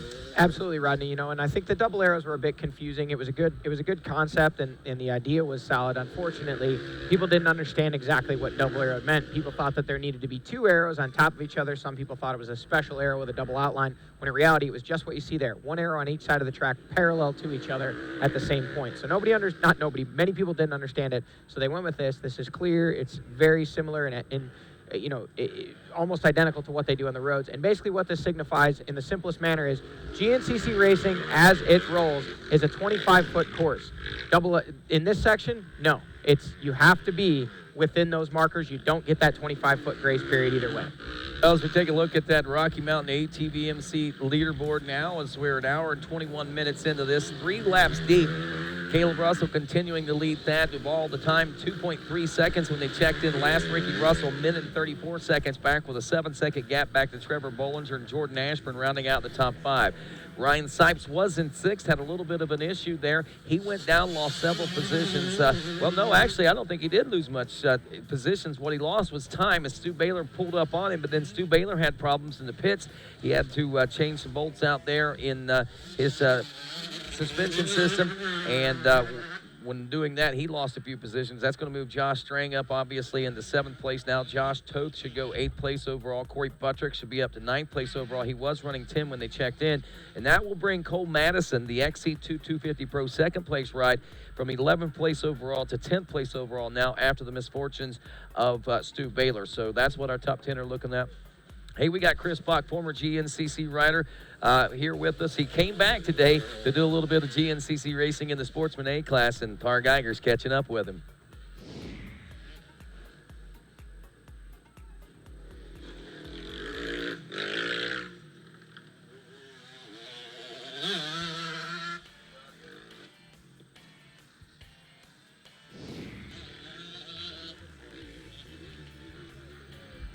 All right, back here in the booth. We'll check back in with Tar here in just a couple of moments. But as we watch this one roll on here today, Johnny, really something I was wanting to point out there a few moments ago, and got a second here to talk a little bit about it, was the gaps that we're looking at. You know, yesterday we saw what we haven't at least recently seen as far as gaps. There were 30 seconds, a minute, 2 minutes, some classes and some positions 3 and 4 minutes in between positions. And I think, honestly, the conditions are directly a result of that. Yeah, absolutely. You know, the course, the way it is, the way it's got these fast sections and tight sections mixed in, And as dusty as things are, and also, Rodney, this place is getting rough. Yes. And it's hard to race wheel to wheel with the intensity that it takes to do that and the focus on a course this rough. What Thad Duvall and Caleb Russell are doing right now is superhuman. To be able to push that pace in that close of proximity to each other and the way that they're doing it in these conditions is phenomenal. I mean, these guys are phenomenal athletes. We keep saying it. All these guys are. I mean, it's just absolutely insane the level that these two have pushed it to. And this course just keeps getting rougher and rougher. And I think, I could be wrong. We'll wait and see. I think these guys are just going to keep going faster and faster. I don't know how it's humanly possible, but I know these guys certainly put the work in the off days to leading up to the race days. So you very well could be right. And if you look at things traditionally, that's a lot of times what happens. And it is very impressive that they can ride at the level they ride at, number one. But then when you put the conditions at the end of the race in that third hour and they seem to speed up, it just blows my mind how it's humanly capable of anybody to be able to do something like that. Yeah, it definitely doesn't seem possible, and really it just shows the level of preparation and determination that these guys have, because, you know, GNCC in its infancy was weekend warriors and guys that had a lot of talent, knew how to ride dirt bikes, and the things that they were doing back then were just mind-blowing to, you know, laymen like yourself and I. You know, it was like you see the things that they do and you're like, wow, that is so amazing. The Eddie Lojacks and Scott Summers and those guys, and the progression that we've seen since then. You know, we've seen these guys progress not only their speed, which we saw for so long with riders pushing each other, but now we've really seen it go to the next level with the training, the mental preparation, the science involved. You know, we've highlighted and discussed a lot of these things on RacerTV previously, but if you want to know the difference, look at Thad Duvall and Caleb Russell and what they're doing out there. And that is the pinnacle of our sport at the moment. Everything they're doing is all focused on having themselves prepared for this 3-hour battle on Sundays. Well, taking a look at some results right now in that XC2250 Pro class, just saw Craig DeLong go by. He's moved up from 24th now to 22nd in class, still a mile away from a top 20 overall and scoring points for the day. But Johnny, we're only an hour and 25 minutes into this race, and a lot of things can happen over the course of the next hour and a half or so. From what I understand, we're looking at an estimated 8-lap race is what they were telling me early in the program. We'll see if that stands to hold true. But right now, with them working on lap number 4, and we're not even at the hour and a half mark, I'd say that will stand pretty close to true, about 8 laps today. Yeah, that's absolutely crazy. Now, I'm gonna pose this question, and I've posed it before, but, you know, traditionally we do... Hold on, Rodney. Right in front of the RacerTV studios, we have got Thad Duvall and no Caleb Russell. What's going on here? Yeah, as they checked in, Caleb Russell was out front by 2.8 seconds. Now he is behind by about 5 or 8 seconds, and he's shaking his head as he comes across that bridge. Hold on, here's the issue. Caleb Russell's pit was on the other side of the chicanes. Thad Duvall is in his pit now. If we had a shot of it, we'd see him. Thad Duvall is pitting. Here comes Caleb Russell. And we don't know who got out first. We'll find out here in just a moment. If Thad's pit crew was on the spot right there, they very well could have taken over the lead and solidified that. Like you say, the pit area is a little bit different this week. So as we're looking on screen here, and I don't mean to cut you off, you see the rigs in the background there. To the left is the KTM rig. So Caleb Russell had already pitted when they came into screen here. Now Thad Duvall's rig is to the right there, and even though they're only a few feet apart, the course goes out and comes back. So that was what we saw on screen. Caleb had already pitted, Thad had not. So when they pitted, we'll find out who came out ahead. Wow. Now, you got to wonder, is that an advantage for Thad Duvall in a situation like this? Because, I mean, wow. I mean, think about it. Caleb's not thinking a whole lot about it. It's a normal pitting strategy for him. He takes a pit stop normal, doesn't do anything out of the ordinary because he's thinking, okay, but all this time, Thad's got time to think, okay, wick it up a little bit more, gain a little bit of time, maybe ride a little faster through here than what he normally does, and get that pit done quicker and get out of there. I mean, it could have worked out to his advantage. Sure, you know, you could definitely have a couple seconds swing either way. The biggest thing that if he was able to, if Thad Duvall had enough fuel to go another lap, he could have really switched. And we don't actually know that he stopped. We can only see the back of that semi, and it appeared to me like he was grabbing for his goggles like he was about to pull them off. So maybe we can get Mikey or Tara down there to find out who's leading and who stopped, because all we know is Caleb Russell did, and we saw Thad Duvall thinking he might. Well, here's the thing. You look back to 365 days, or at least a year ago when we were here, maybe the same kind of situation scenario arising where Thad didn't pit. Here we go. And he got ran him out on of screen, gas. and Caleb Russell out front, Thad Duvall in second. So it went right back to where it was. But yeah, that was you hit the nail on the head there, Rodney. Things got wild here last year with with riders running so close on fuel. Thad Duvall actually running out of fuel and having to get fuel on the moto track, which was totally allowed, and then without knowing, breaking a rule by getting more fuel just about right. In fact, right where we're seeing him on screen is where he got fuel the first time from one of the mechanics, and then he stopped again in the chicanes about a mile later with the course running the other direction, and that's what he was penalized for. Ultimately, it was something that it was an unfortunate series of events, but everybody learned from it. And here we see these guys. You talk about moto skills. I assure you, those are much larger than they look.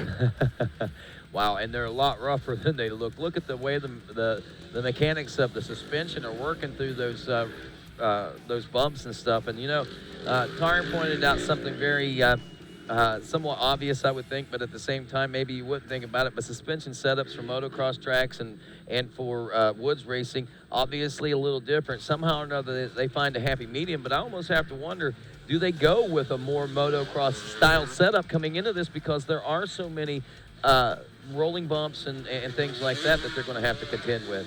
Well, yes and no. I mean, if you're speaking about Caleb Russell and Thad Duvall, their suspension setups are pretty stiff comparatively to most woods racers, but it's because they're going so much faster. I mean, they're hitting stuff at such a high rate of speed, they have to have that bottoming resistance. But if you compare it to a true moto setup or a supercross setup, no, it's not even close. I was with Caleb a couple weeks ago, and he went and rode Cooper Webb's supercross track, and it was not pretty. Those guys run their suspension so stiff for that stuff that it's nothing at all like what these guys are running here. And that suspension was even considerably stiffer than what he runs on a GNCC bike. The one thing that we're not really seeing on screen here in this track is really kind of a dynamic track. There's so many things going on here. We see all this sand, we see these whoops, but in the woods, Rodney, the roots are absolutely insane. They're angry. They want to bite your tires. They want to knock you down. And when they knock you down, they want to tie you up like something out of a movie. There's just so many tree roots and root balls from old trees and stumps that we're not seeing on screen. So, yes, if this whole track were like the Camp Coker motocross track and like what we see here in front of the studios and in the VP Fuels Pro Row, you would run a much stiffer suspension setup. But these guys have to be able to navigate through these roots and through the woods. So I'm thinking, I can't speak for all of them, but I'm thinking most of these guys are running pretty much their standard settings for this event. Here we see Ricky Russell on screen, the 212 NFAB and Pro Yamaha out there, still pushing the pace, still trying his best to keep in touch with those guys. And while he's doing that, actually, it appears Trevor Bollinger has gotten around him and into the third place spot. He has. He most certainly has. They are 2 minutes and 4 seconds behind Thad Duvall and Caleb Russell. Trevor Bollinger is about 3.4 seconds ahead of Ricky when they came to the finish line there a few moments ago. Right in front of us, right there, went the number 264, Brian Sipes. Right behind him was the number 1 XC2 ride of Josh Toth. Wow. Stu Baylor back up and running and has caught back up to Ryan Sipes. So Sipes either has fallen off the pace or... Well, Sipes is 9th place right now. Stu Baylor and 10th place, Stu Baylor back there. So Sipes and Stu Baylor, Baylor lost all that time out there trying to replace those bolts, but we don't know what happened to Ryan. We know he went down. They were tight when they came by. Then Stu stopped, and I would have thought he would have gained a minute or so. So I don't know what happened there with Ryan Sipes, but nonetheless, he's a minute and 15 seconds back behind your now 6th place ride of Josh Strang. That is physically on the racetrack. On time adjustments, Josh Toth and Ben Kelly are running 7th and 8th place positions overall.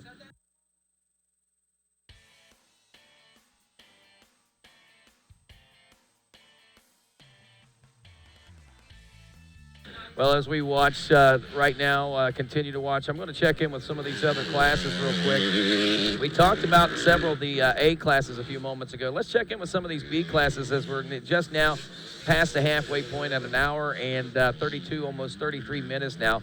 As we take a look at the Open B class, 433 Devin Pominowski out of Myrtle Beach, South Carolina. I believe he grabbed the early lead in this, believe it or not. No, he was about third place off the start. But anyway, Matt Bruffy got the lead in this one aboard the 430. But now he's about 20 seconds behind Pominowski. Bruffy is second. Trenton Boffman, the rider from Crothersville, Indiana, is running in third. Fourth place, the 548. Mitch Goldfarb out of Weddington, North Carolina, and Jacob Barnes out of Lancaster, Ohio, rounds out your top 5 in that Open B class. Next class we take a look at will be the 250B class, the 815 of Wilson Earhart. He's out of Concord, North Carolina, has nearly a minute lead, 59.02 seconds over the 730 of Andrew Coffey from Iron Station, North Carolina. Amity, Pennsylvania is home to Cole Whitmer, the 518 machine. He is third. Fourth place, the 363 of Sean Cochran from Cross Lanes, West Virginia.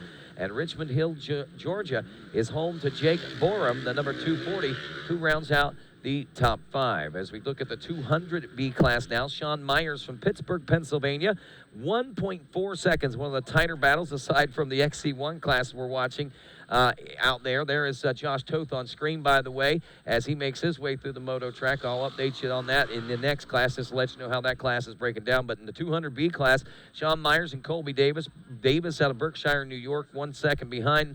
Josh McCoy, 403 out of Sumter, South Carolina, 4 minutes and 27 seconds behind. Fourth place is Bradley Chapman out of Gastonia, North Carolina, only 38 seconds off pace. And Justin Snipes, the 424 from Aiken, South Carolina, rounds out your top 5. As promised, we'll go check in with that 250 Pro class, the XC2 class, real quick. Josh Toth leading Benjamin Kelly. There's about 52 seconds. We said ninth place was where Ben Kelly was a couple of laps ago. He's all the way up to second, and within a minute now of Josh Toth. Lap times 24:02 for Toth, 23:58, so about 4 seconds difference between Toth and Kelly. Going to take a long race at that pace for Ben Kelly to catch up with Toth. Austin Lee has dropped now to the number 3 spot aboard the 123, 34 seconds down.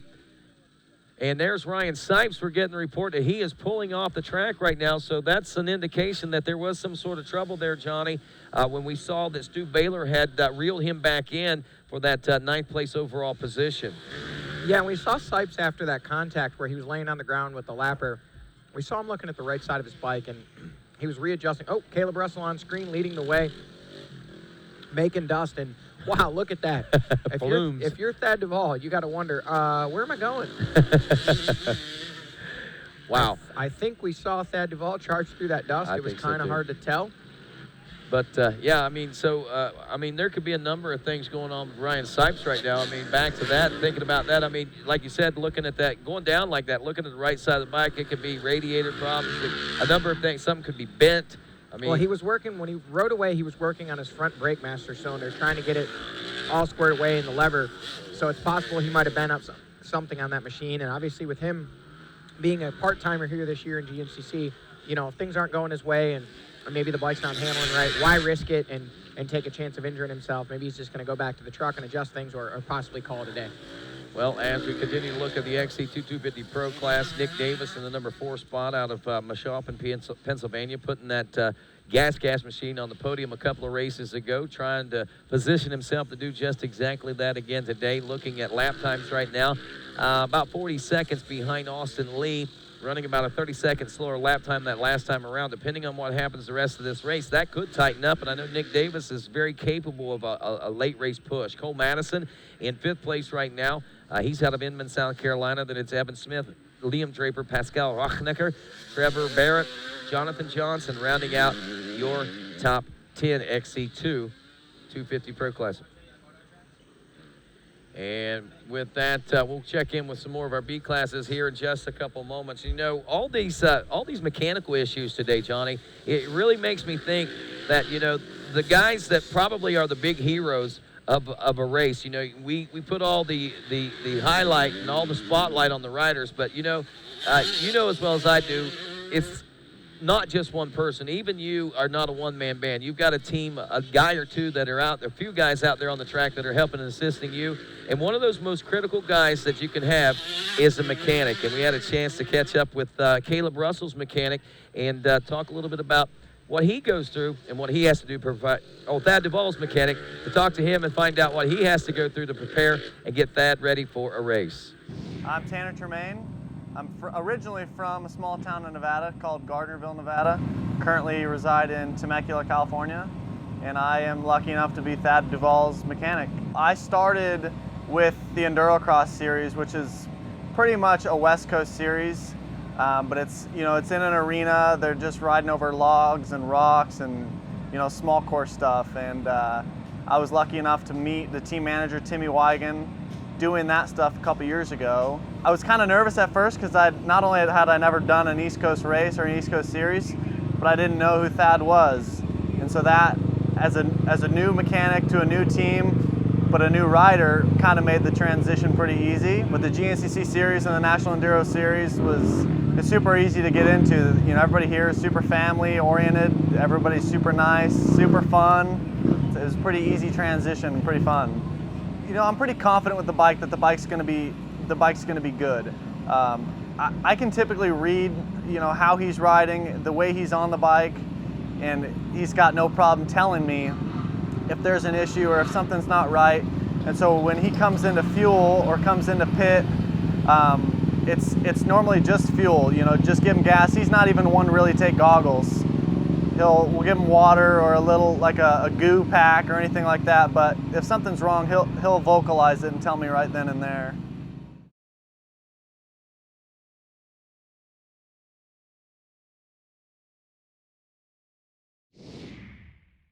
People in the right places, and All right, Trevor guys, certainly a great addition, it looks like, to Thad Duvall's program, no doubt about it. Hey, talking about the war of attrition, things going crazy in South Carolina seem to be one of those that's put the twist on a few things, and one of those guys who got a little twisted up today, it looks like Jason Thomas joining us now here in studio from the Kawasaki, the Team Green Monster Kawasaki team, and oh man, I don't like seeing you here. Jason, I love seeing you, brother, but not here, at least during this time. What's going on, man? Why are you sitting in this booth right now? Yeah, I mean, we've had a difficult season for sure. We started out and got a knee injury right off the bat, and it seems like we've been playing catch-up ever since. And yeah, today I felt good, and started the race, got a good start, and I don't know, 5 miles into the race, we had a bike issue. It looks like it's the O-ring on the fuel injector has gone out, so it's not something I can fix, not something I can get back out on the track and ride with. But I can tell you, just in them 5 miles, this track is a lot different than it was last year for sure.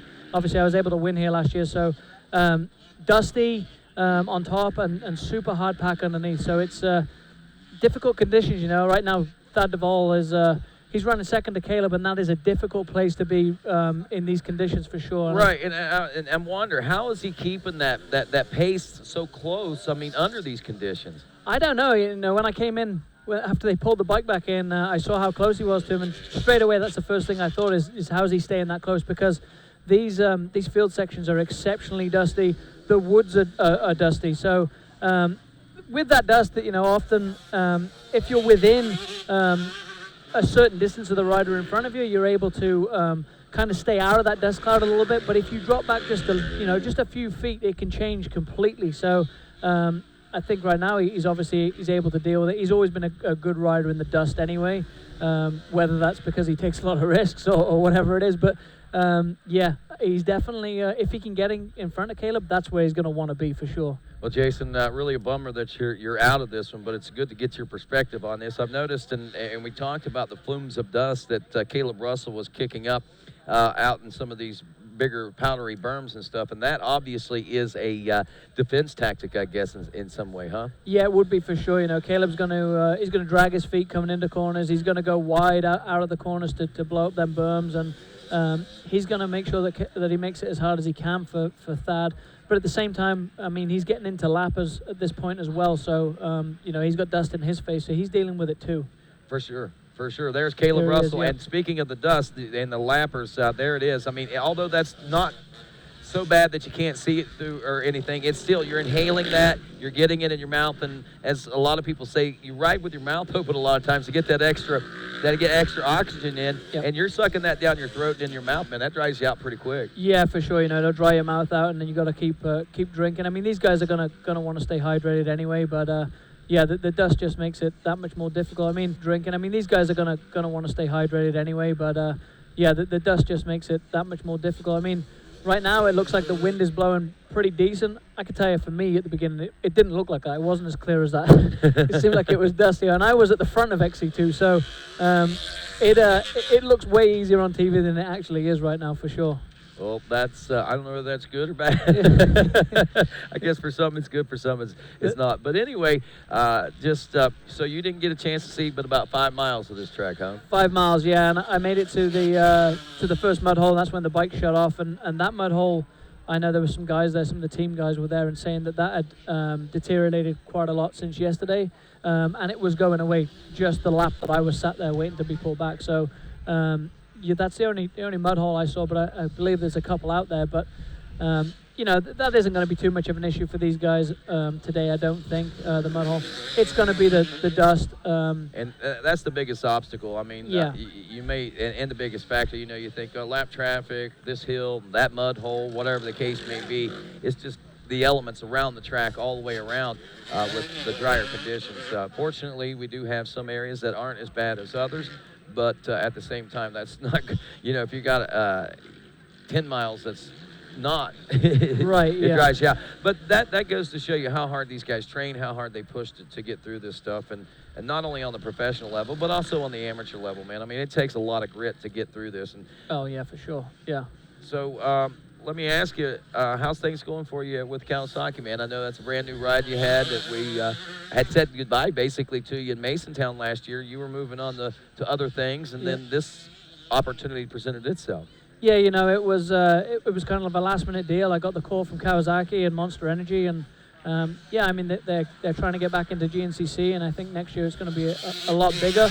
And obviously, it's been a while since they ran a professional team, and I'm the kind of the guinea pig, I guess you could say, and we've already had, we've already come across issues that I haven't experienced myself in my career in the last 10 years, but, I got exceptionally lucky, so it's a good thing for the team. I'm not in a hunt for a championship because I got hurt anyway, so if we could figure out it's an R&D year, the gremlins, yeah, for sure, we get rid of that, and hopefully that should get the bike ready 100% for next year. So basically, I mean, even though you're having a bad year, maybe you can come back and have a great year next year, maybe battle for a championship. But even if you don't, you're really helping lay the groundwork for something big in the future for a great company, I think. Exactly, yeah.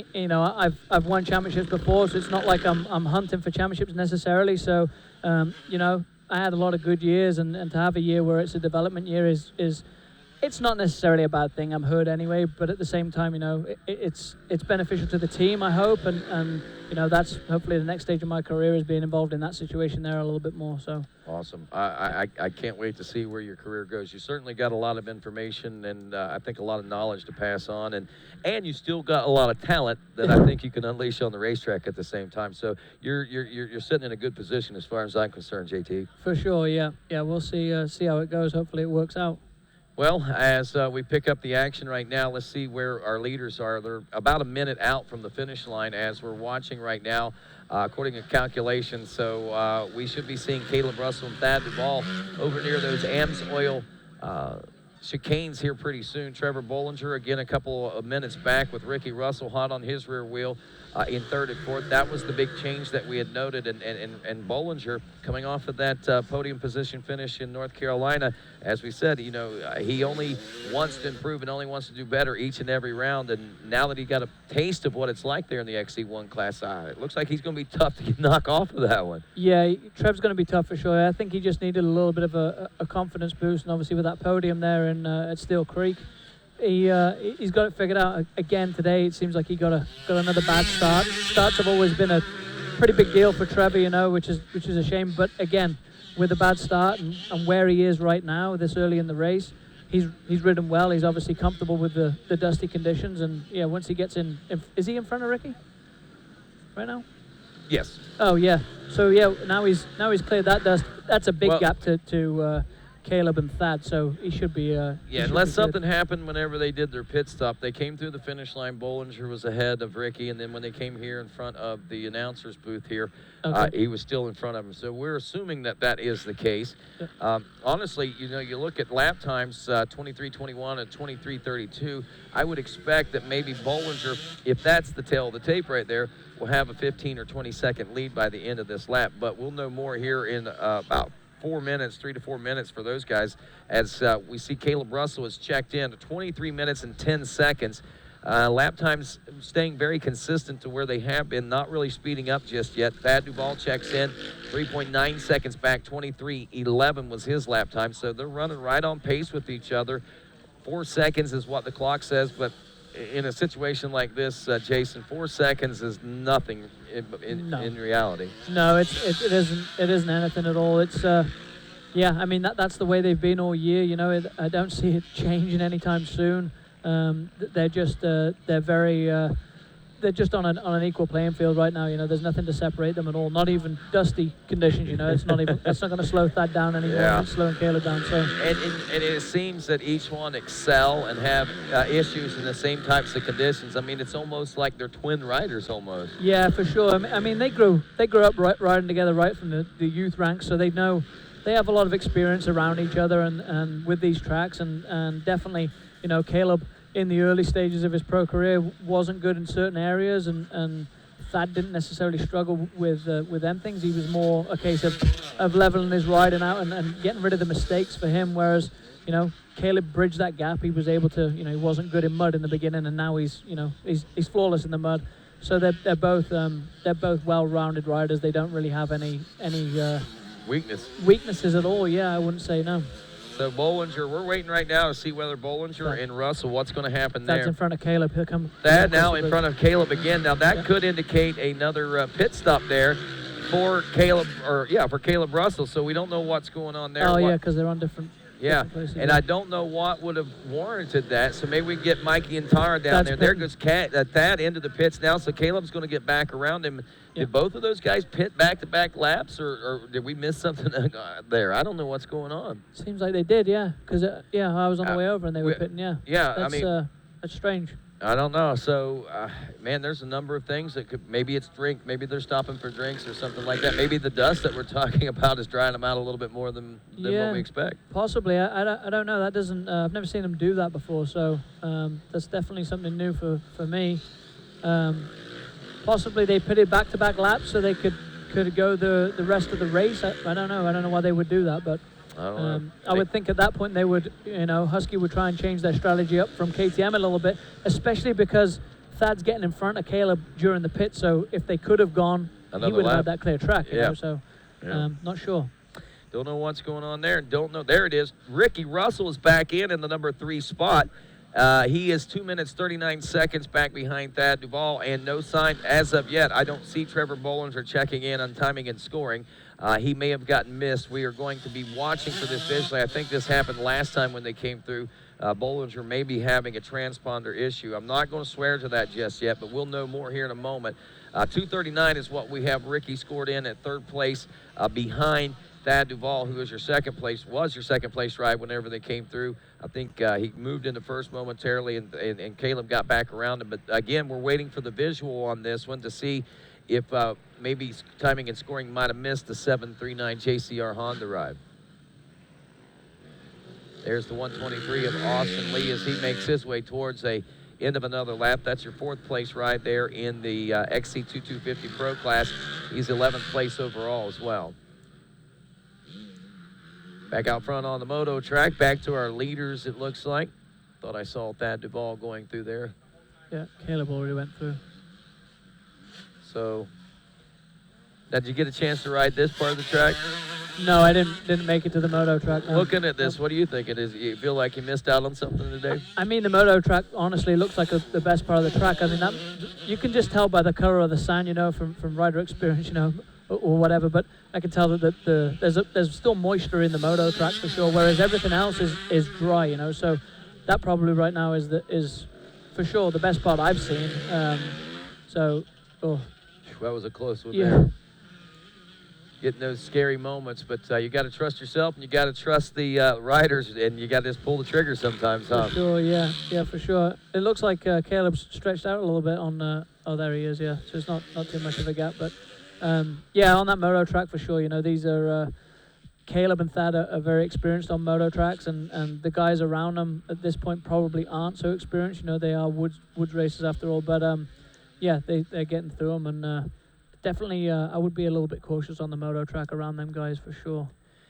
Well, nearing the end of this section of the moto track, and Thad Duvall still trying to chase down Caleb Russell, who may have just done what he wanted to do. As we approach the 2-hour mark, we're an hour and 53 minutes basically into this one. There is Trevor Bollinger. So he is he still ahead of Ricky Russell? Let's wait and see if I didn't see Ricky come through there. Did you see Ricky come across the bridge? No, I was watching the TV screen, but... Well, Johnny Gallagher is standing there with a clock right now, so he'll be able to give us the full scoop on what's going on. And I think just exactly what we thought might have been the case. But it does show on timing and scoring now that Bollinger has checked in 52 seconds behind Ricky Russell, so maybe we just missed Ricky Russell going by here. Yeah. Interesting turn of events. Yeah, and on my way down, when I was walking down to come down and see you guys, Ricky was in front of Trevor at that point, and you guys were announcing that it was the other way around, so I'm not sure what happened there, and I was just at the end of the press. Might have been another pitting thing there as well. Yeah. That might have been the situation that took place there. Yeah.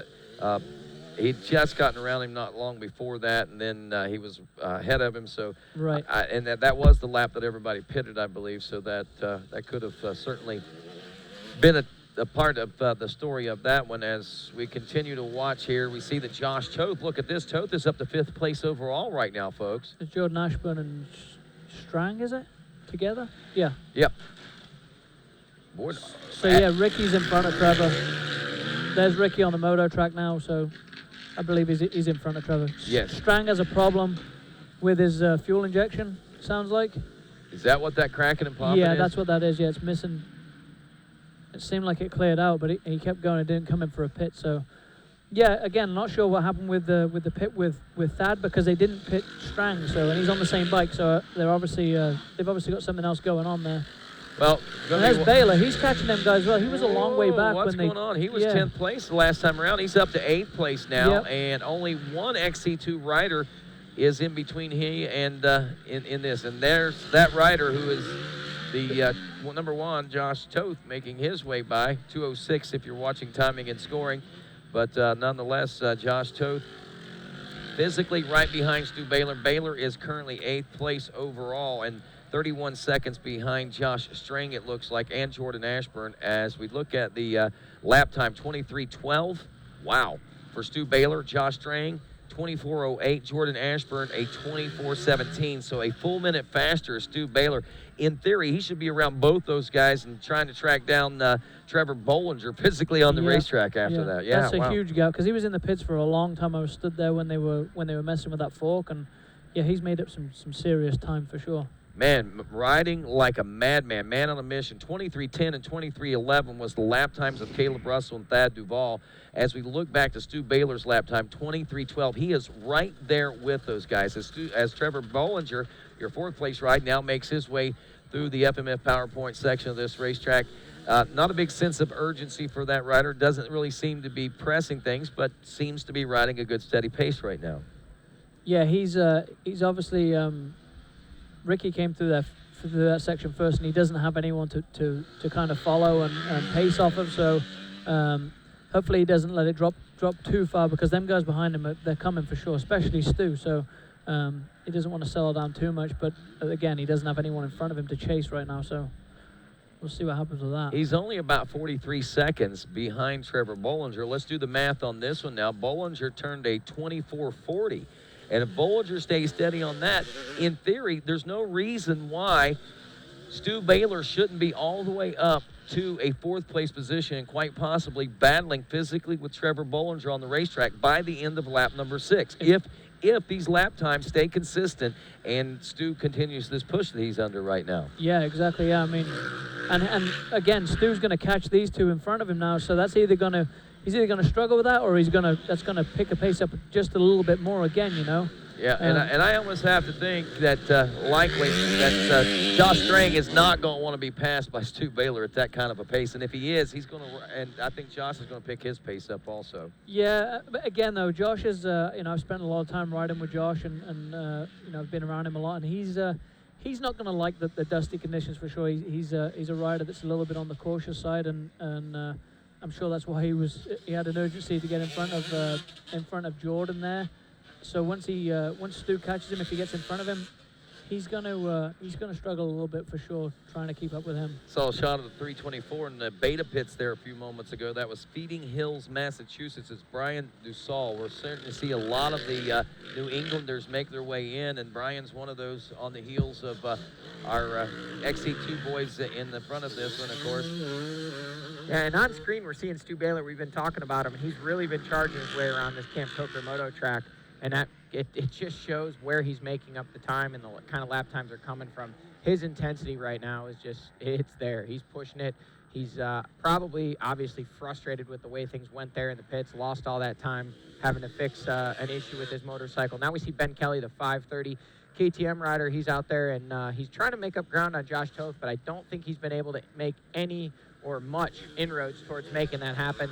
But these two guys have really just been the class of the class so far in 2018 with Pascal Rocknicker, kind of their tail gunner there in third. But today, Rocknicker just not able to get up in there and make it happen. It's Austin Lee, I believe, still in the third place position in that XC2 class, and don't know exactly where those guys are falling in. We do know that the rider on the charge trying to get up into a podium spot was Nick Davis. Not sure how that's panned out so far this lap, but Ben Kelly working his way around the track and through those rollers, and he's doing all that he can do to try and make up ground on that #1 KTM of Josh Toth. And a teammate, good friend, and actually housemate. These guys have a house together, so they're friends and buddies all the time, except for the 3 hours on Sunday, and then they're arch nemesis. Funny how that all works out. Hey, let's take a look at some other classes real quick while we watch the action unfold here on the racetrack. Gatlin Welborn leading the 4-stroke B lights class. Gatlin is the brother-in-law of Caleb Russell, just an FYI. He's from Boonville, North Carolina. He's taken after his big brother-in-law there. 2 minutes and 27-second lead over Mac Reimer. And then in the number 3 spot, the 367 of Sloan Gregory. By the way, Mac from Saxonburg, PA. From Lawrence, South Carolina is Sloan Gregory. Garrett Robertson out of Randleman, North Carolina is 4th aboard the number 416, 1 minute and 25 seconds back. And nearly 2 minutes back in 5th place now is Chad LaFollette out of York, South Carolina. Another South Carolina native. Steve Lambruno leading the Vet B30 Plus class out of Parsons, West Virginia. Only a 15-second lead over Justin Ramsey, the 737 from Irwin, Tennessee. Another 10 seconds back, Ben Conaway, the 911 from Howard, Ohio. Actually, I believe he got the whole shot in this class in the Vet B. Matt Modick, the number 805 from Newberry, Ohio, was 4th. And Joshua Wyatt, 440 from Asheville, North Carolina, rounds out the top 5 in that one. And let's see here. Looks like Jason Stickley may be leading in that senior AB class, the senior B 40-plus class. 437 Stickley out of McDonald, PA, with a 23-second lead over Ken Anderson, the 388. Jeff Galbraith, the 593 from Myrtle Beach, South Carolina, in 3rd. 4th place, Devin Ferguson out of Knoxville, Tennessee. And 5th place, the 469 of Joe Maurice from Greenville, South Carolina. And I believe that's all of our B classes that we are keeping up with here today. Back to the action on the racetrack. We were talking about the XC2 250 Pro class there a few moments ago. Of course, Josh Toth and Ben Kelly. 1 minute and 20 seconds separating those two. A little backstory on this. Early in the race, Ben Kelly was all the way back to 9th place. He's charged all the way up to 2nd place.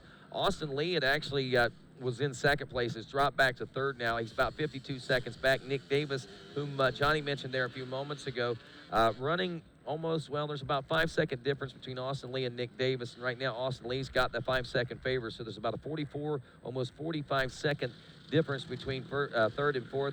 And Liam Draper out of New Zealand, the Hatchet, is making his way into the number 5 spot. And talking with Liam Draper, he was telling me today and last night, as a matter of fact, I want to match my best ride so far of at least a 5th place or better. So he's right where he wants to be in 5th place. And you look at the big picture, he is about Well, he's about 48 seconds behind Nick Davis. So honestly, Liam, making the strides that he's looking to make out here, and whenever he starts feeling like he's ready to start inching his way toward the podium, I think we're going to see that. He's taken these things realistically. You know, he came out here last year, I think, or at least race did very well. When, you know, you have a different mindset about it when you do it one time, and then when you come back for the long haul, it all starts to sink in. He's got a realistic vision of what's going on here, and he's taking these steps, and he's doing it quite nicely. So Draper could be a force to be reckoned with. And you heard me call him the Hatchet. That's a nickname that he has acquired around the pits over here. If you remember, Paul Whibley was the Axeman. Yeah. He is a protege of Paul Whibley, so they're calling him the Hatchet. Right, yeah. And he actually he didn't get a good start because when I pulled over with the bike issues, I noticed that he was a ways back. Same for Ben Kelly. I guess he went down in the first turn. The same for Josh Toth. Actually, I went around Toth. He crashed about 2 miles in. So I think Draper he's had a good ride to get up to where he is from where he was. And obviously Kelly has been on the gas to get to the front. But them guys were all together at the beginning there. And Toth did gap them guys pretty early. So, yeah, like you said, Liam, he's got realistic goals. And he came over and he rode last year. And, yeah, it's the same with Pascal. Obviously, he came over and he won last year, and we haven't seen a win out of him yet. So, and these conditions here today are definitely conditions that them two riders, I wouldn't expect them two riders to have ridden in anything like this before. All right, sounds like we got ourselves some action going down in the pits. Let's check in with Tarek Geiger. Hey guys, we're down here in the pits. I'm at the JCR rig. You were wondering about Trevor Bollinger. We got his mechanic here to fill us in on what's going on.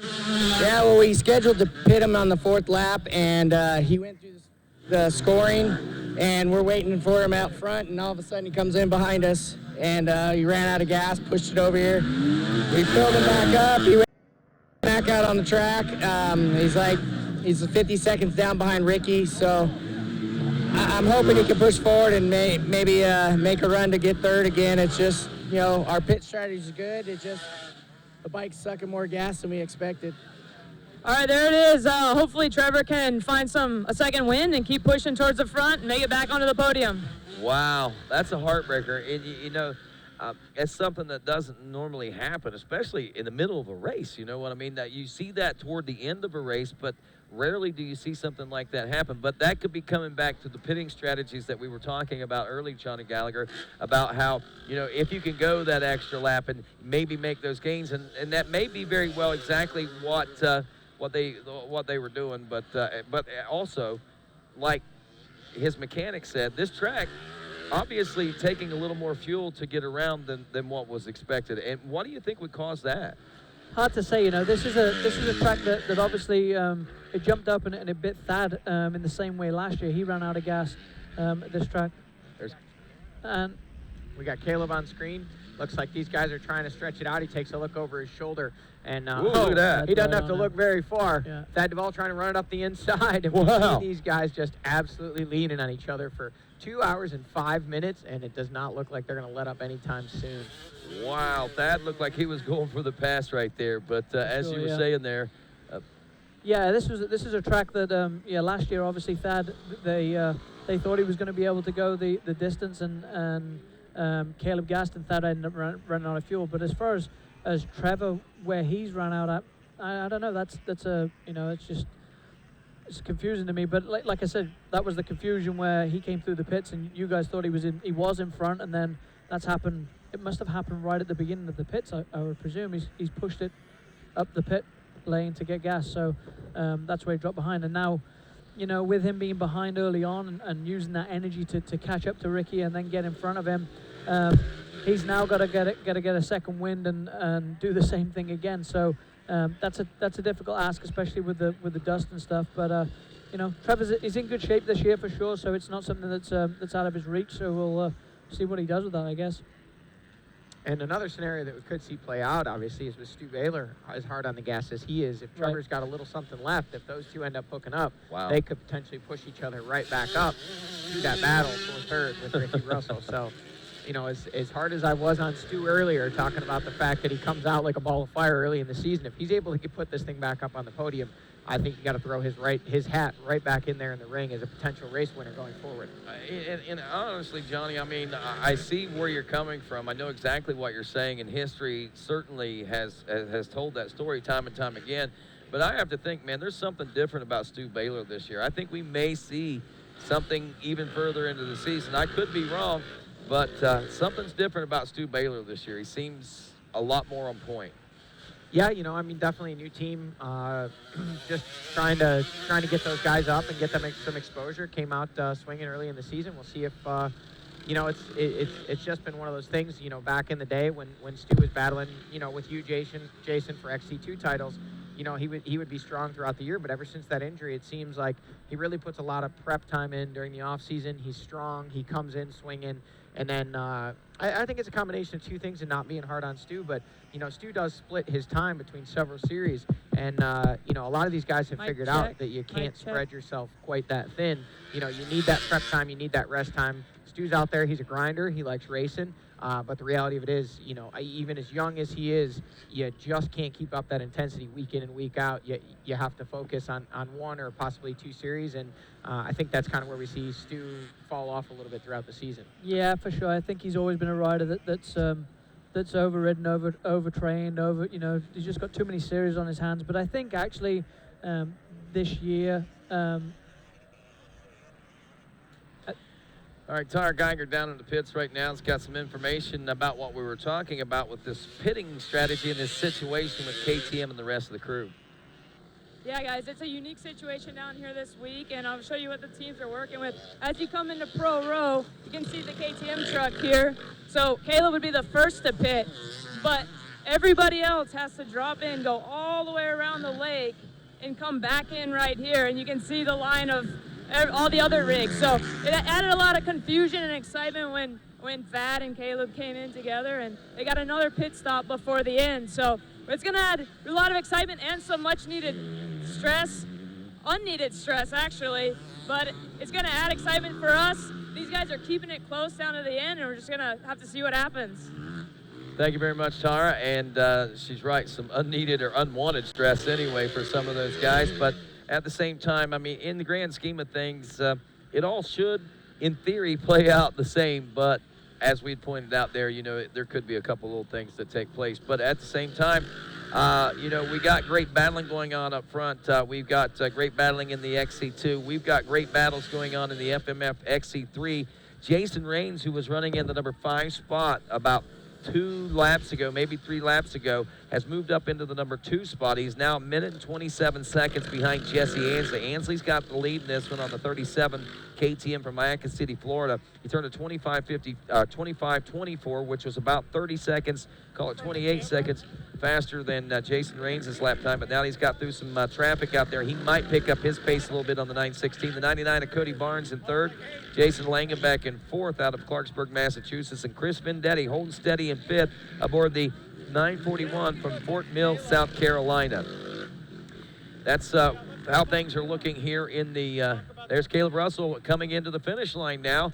And a little bit of haze in the air as the dust is starting to basically fill through the entire region, it looks like, over there. Not too much to see, but we go back to the idea of it's in the air, you're breathing it in, and it's taking its toll on your body and soul for sure. As we roll into this one, this will be lap number 6 complete. I believe we will be seeing a 2-lap board coming out this time for Caleb Russell, Thad Duvall, and the rest of the field as they check in. Yes, Ricky Tyree was just holding that 2-lap board up, signifying 2 more rounds around this rough Camp Coker circuit. And I tell you what, those boys, I'm sure, were happy to see that, although they would have probably been happier if it was a white flag. Oh, yeah, for sure. You know, I think Tara said that they're gonna gas one more time. That would mean they've gassed 3 times this race, right? So I wonder if it was me, I would definitely be considering, you know, if Caleb stops, not stopping Thad and getting that gap, and then stopping him on the next lap with the dust, and just like a different strategy, because we talked just that's about the that. only thing. Yeah, it's the only thing that's going to separate them right now. Because these two are glued together. These guys are glued together, so they need something.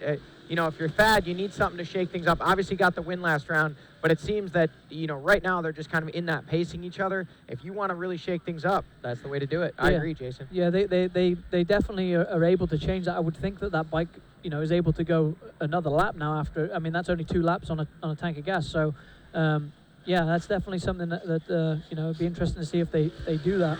And I believe Bollinger was trying to go 4 when he ran out. So I understand that's a different machine and a different tank. But Right. if he's capable of going 4, certainly the KTMs and the Huskies are capable of going 3. Right, yeah, yeah.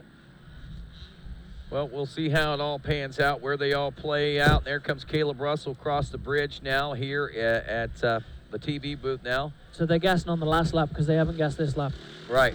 Caleb didn't stop that time. There goes Thad Duvall. He's still in his shadow. Unless they do the other way around and they stop Thad and not Caleb. And that's a possibility as well. They're not going to stop Thad. He took a drink. Well, you know, again, I almost have to think, I mean, it appeared to us that they stopped back-to-back laps. And I think Johnny brought up a pretty good point, or maybe it was you, that, you know, that they gassed for that, obviously, but that little extra splash of gas is going to be what it's going to need to take them to the end. Maybe they were thinking they'd rather do it then when things weren't so intense than rather try to stop and make it happen at the latter part of the race. Possibly that's what happened, yeah. But I mean, again, you know, as far as the teams are concerned, looking in on this, I definitely would have been, okay, well, we know we can go this extra lap. We don't need to gas on the same lap as Caleb. We'll get in front of him when he gasses. That would have been their breakaway for sure. I would have definitely gone for that. So when you get into a situation where you got riders that basically are so mirrored in talent, and you've seen this with Stu Baylor in the XC2 class so long ago, whenever you guys were battling for championships about 5 years or so ago. But the thing that you got to think about, you guys are so close together, so tight. It literally comes down to pitting strategies and how quick you can get in and out of those pit stops. That wins races for you. Yeah, I mean, it can come down to the smallest thing, but the biggest, in my experience with racing, the biggest amount of time that you're stopped on the motorcycle, unless you have a huge crash, it is in the pits. So if you can, like you say, like I'm saying, you can see that one stop and the other one isn't in these dusty conditions, and that's the only thing right now that we can do to try and change the race, then that was the big thing there. I mean, obviously they're not making mistakes out on the track, and they're probably not going to make a mistake. So that's definitely like I said, that's the longest period you're stopped on the bike. So that's the biggest advantage sometimes for sure. Well, it sounds like Tara's busy down in the pits again. Got another report. Hey guys, I found Taylor Jones down here. She took the win this morning in WXC class. Taylor, how's it going? Yeah, it's going good. I had a good win this morning. I'm out here cheering on the Husky guys, and hopefully they can put on the top step as well. You guys, I have to say, had one heck of a battle. I was a little jealous I wasn't out there. I don't know if I could have kept up with you, but take us through some of the race. Yeah, definitely. It was tight the whole race. Mackenzie got out to the lead at the start, and we just kind of sat in the train and followed each other. And once I got in the lead, I tried to pull a gap, but every time I'd pull anything, we'd catch up to lappers and we'd bunch back up again. So it was tight the whole race, but it made it really fun and interesting. So your last win was at round 3, and you got second at round 4. You did a wheelie at round 3, looped it out. I was really hoping to catch that live this week, but you took the win and kind of disappointed me. Yeah, I know. I just kept it safe over the finish line there. I don't want Big Stu to get upset anymore because I wrecked the bike at the finish line. Oh, good stuff. That's Taylor, your winner of the WXC this morning. Back to you guys. All right, thanks a lot. We got highlights from this morning's race as well, and what she had to say immediately following the WXC race.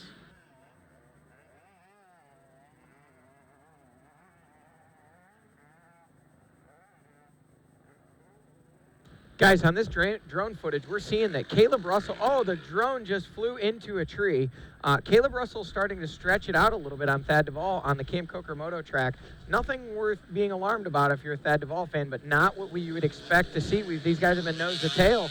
And there was about it was only maybe 3 seconds, but I actually thought Thad might have taken over the lead the way that the shot was, because I didn't see Caleb, and then it turns out he was out front and stretched it out a little bit. Now, here's the thing. Now, we mentioned a few moments ago, and we were talking about 3 seconds. Literally, when you see him go by, that's virtually nothing in a race. Now, that was early in the race. As we get toward the end of the race, how critical is 3 seconds at that point? Well, I mean, coming into these lappers, like last week at Still Creek, I was actually there when Thad passed Caleb. I was standing right in that section where it happened. And it was literally, they came into a section and there was a tree in the middle and the track went either side of it. And they came in there together and there was a lapper in front of them. And the last minute, Caleb went right. And the last minute, the lapper went right and Thad just went left. And that's all it took. And that is your 3 seconds. That's what it took. So, the same thing here. That's the only thing that's separating them. Trevor is catching Ricky Russell. Wow. Let's take a look at the overall standings after 6 laps. 2.2 seconds between first and second. Ricky Russell 4 minutes back in the number 3 spot. He turned to 24:27, a 24:03 lap time by Trevor Bollinger that time.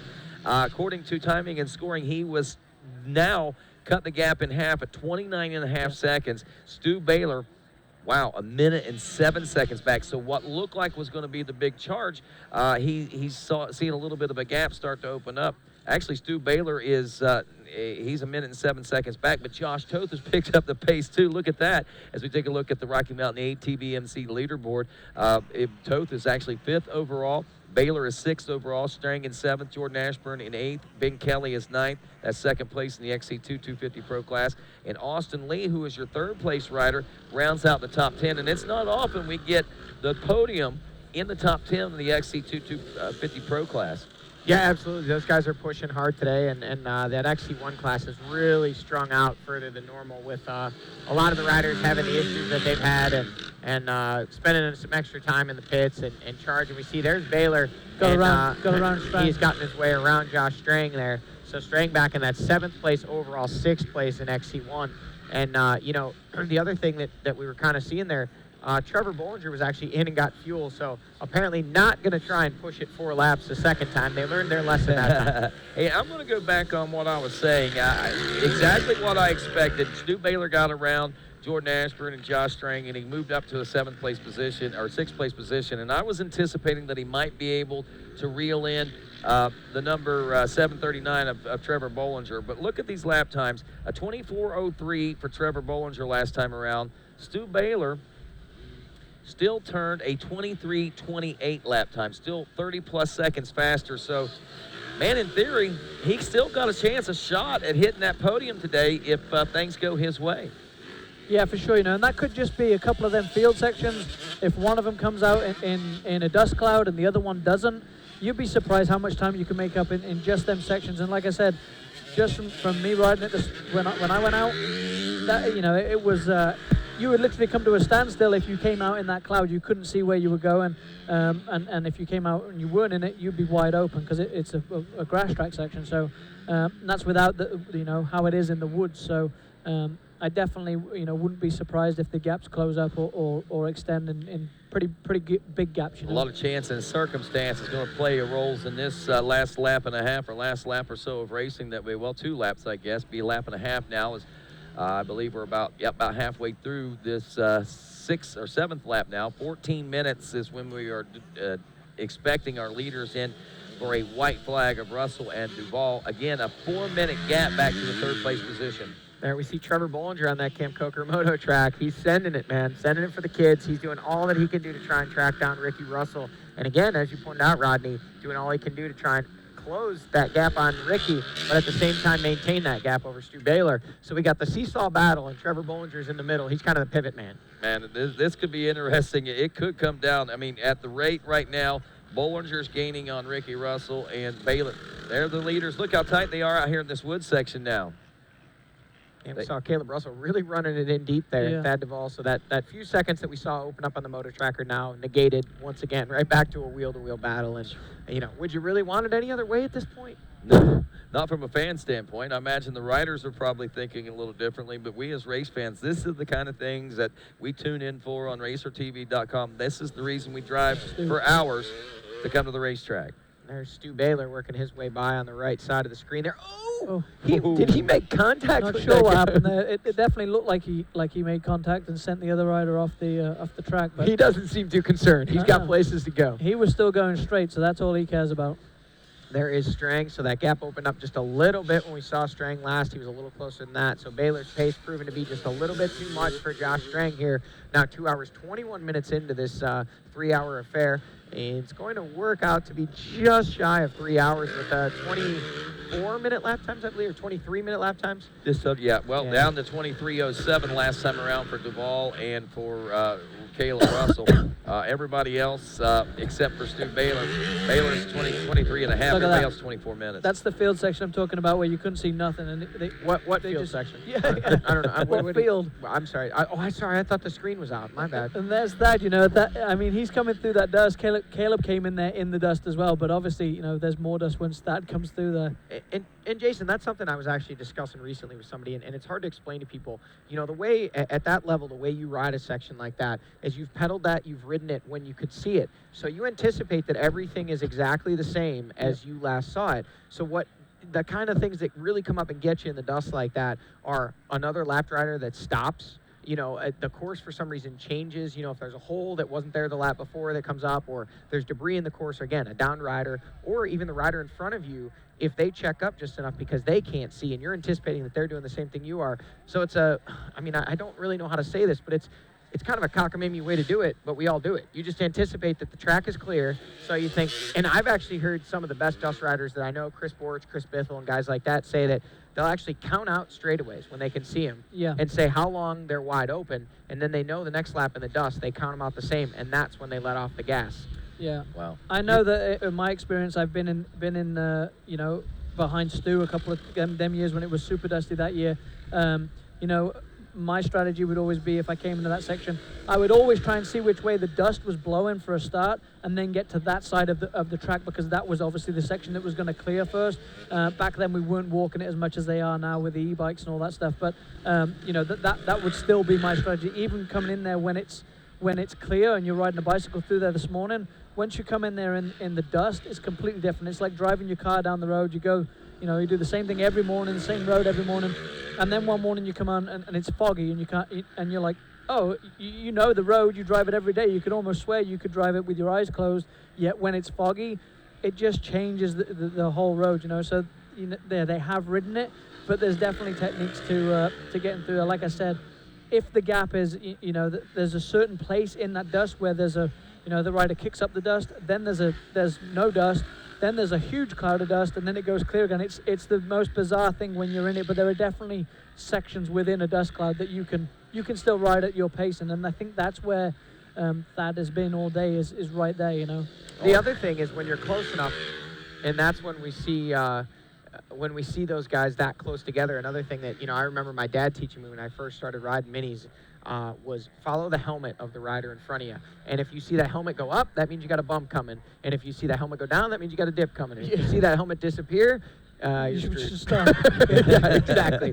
And that's true. Close your eyes. Still do that to this day, because a lot of times you can't see their bike and you surely can't see the ground. But if you can see the top of their helmet, you can kind of gauge the way their helmet moves. And that is Austin Lee on screen that we're watching there. And he's still third place in that XC2 250 Pro class. Third place and holding steady in the top 10 overall there in 10th. Liam Draper in the fourth place position. Evan Smith now is looking a 37-second gap. Man, Liam is actually picking the pace up here. He's now at a 24:51, which is about 30 seconds faster than Evan Smith. Nick Davis is back in sixth right now on his gas, and gotta pat him on the back for getting that thing on the podium a couple of races ago, and the confidence that he is exuding right now. If you go talk to him pre-race, I mean, he's super stoked to be able to get out here and go. I mean, it's a part of Nick Davis I haven't seen in a while. He's out here having fun and really enjoying racing. Absolutely, Nick's, he seems to be really starting to like that machine, and that team's getting stronger and stronger. Andrew Long riding very well early in the race today. I don't know exactly where he's at right now, but he was, well, there we go. So and that was perfect timing. And that's a guy you recognize well. You guys had many battles back in that XC2 class back in the day, and I think what we're seeing on screen is Liam Draper, if I'm not mistaken. He's the guy on the right there on that KR4 Racing Husqvarna. He is hard on the gas, and he is he's pushing. He's trying to get himself up in there to contend for a fourth or possibly even or he's currently fifth, I believe you said, trying to contend for a fourth place finish. And I think we actually caught up with Liam and got his thoughts on things coming into today. Let's talk a little bit about the transition from, what you're used to and where you are now. Well, at home now racing's a lot faster. There's no real tight trees, and it's a lot of fast tracks, and at our national, the biggest thing, we only get 100 riders to our national, so that they don't get nowhere near as rough as what they get over here. That was a big thing, adjusting to that. That's how rough these tracks are. It took me a lot to get my head around suspension changes and things like that, but I'm getting there, and I'm enjoying it. You've been here at Camp Coker for a couple of days now. You saw the ATV race. It looks like it's going to be a rough one. What are you doing to get prepped for this one? Yeah, it looks like it's going to be a rough and hard packed track. Just with this heat, it's just drinking a lot of fluids and making sure you're eating the right stuff. That's going to make sure you last that 3 hours, and getting a good night's sleep is the big thing, really. And is that easy to do when you're hanging with Stu Baylor? Yeah, it is. It is. You just got to jump in the back of the camper and shut the doors. But he does make training and make GNCC the fun way. It's so cool just hanging out with him, and it's always a good laugh. We always have a lot of banter between each other, which is cool in the gym and training and stuff. Awesome. Well, good luck to you, Liam. It's good to have you out here in South Carolina and in GNCC this year. Thank you. And there you go. And, you know, it's kind of funny, Johnny. We kind of looked at each other, and I didn't really I caught it, but it didn't dawn on me what he was saying there until just now about the temperatures and how hot it is right here. And I looked at Jason, because Jason, being from Europe, he knows more about what the climate in New Zealand's like. I said, is it a cooler climate over there? Yeah, like I said, when I went to New Zealand, I was there for the 6 days, and it was, you know, there's a song about New Zealand. It's 4 seasons in one day, and it was just like that. There was literally 4 seasons in one day.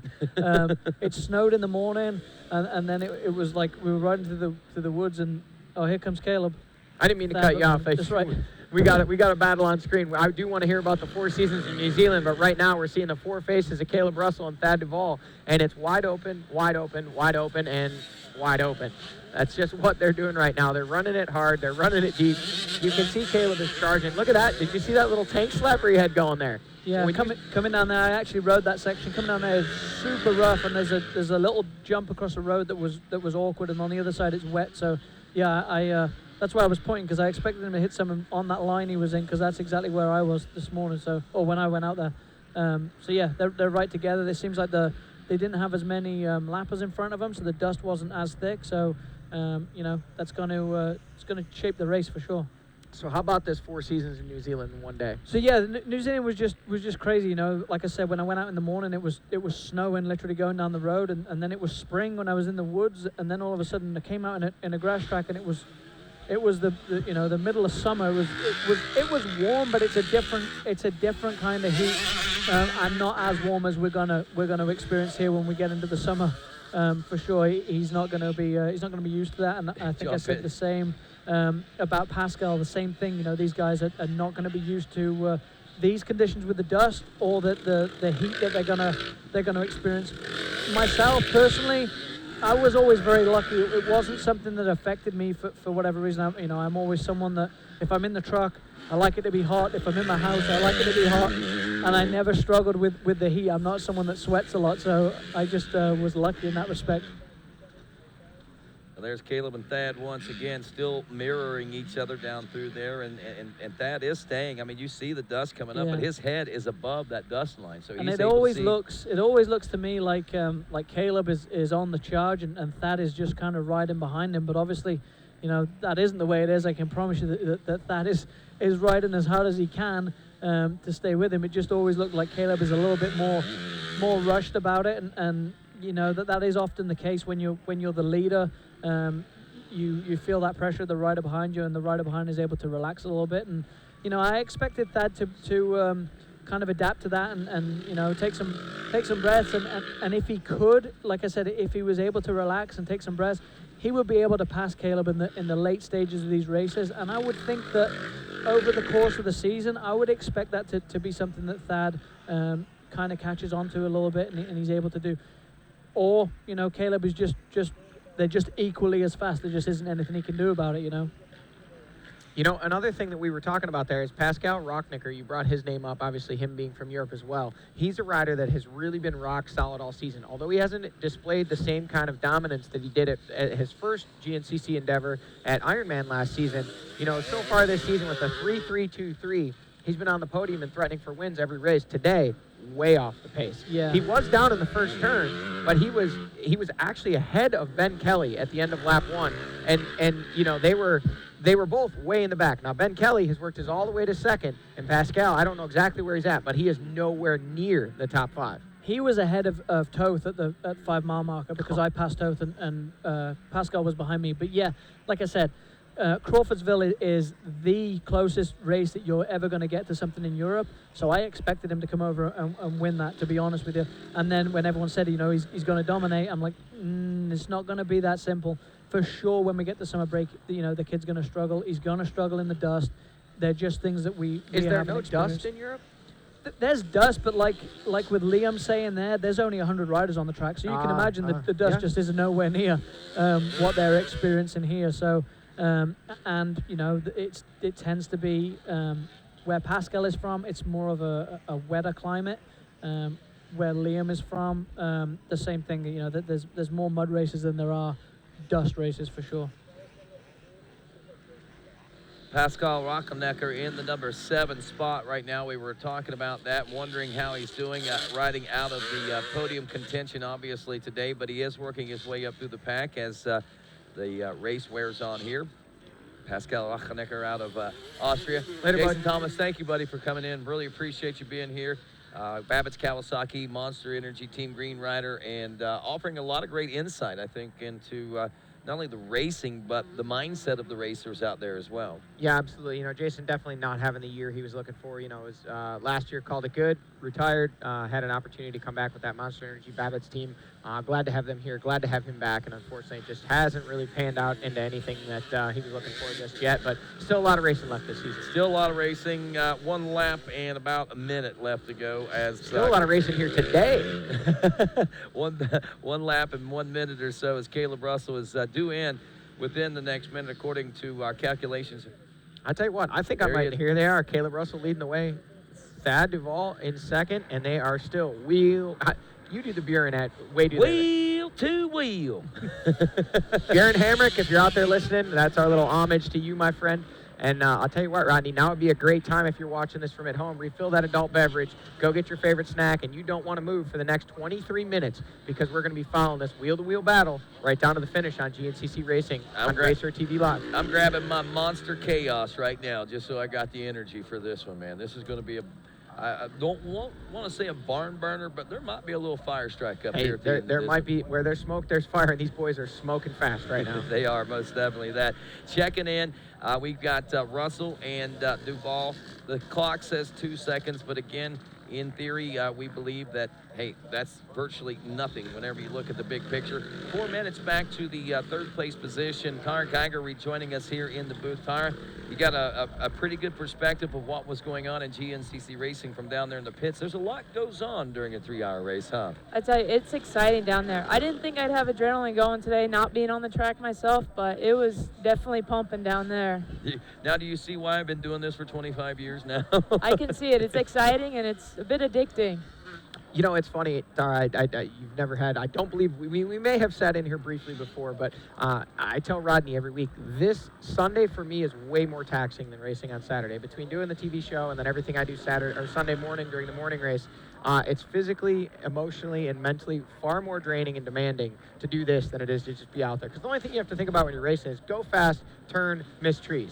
In here, it's like your brain's going a million miles an hour. What's going to happen? Is Thad going to pass Caleb? Is Caleb going to pass Thad? When you're out there doing track crew, you're looking for lines, you're writing pit boards, you're yelling, and here come the boys right now. They're coming past the RacerTV studios, and it is still the number 1 FMF KTM of Caleb Russell leading the way, followed very closely by the Rockstar Racing Husqvarna of Thad Duvall. And these guys are out there. They are on screen, folks. You're seeing what we're seeing. They're around that corner. They're going to pin it down VP Fuels Pro Row. And they are now officially on the last lap of racing here at the Camp Coker GNCC. And no pit stops there for those guys, that's for sure. And as they roll through this final lap, it's a mano-a-mano dog-eat-dog fight out there. There's nobody stopping, nobody slowing down. It's a matter of, and I don't even want to say who wants it most. It's a matter of both these guys want it probably just as bad as the other. It's just a matter of who makes the last mistake and who capitalizes on it. it's exciting down there right now with these two going at it. The pits are electric right now, and with Trevor Bollinger having a bit of an issue after getting the third, and Ricky Russell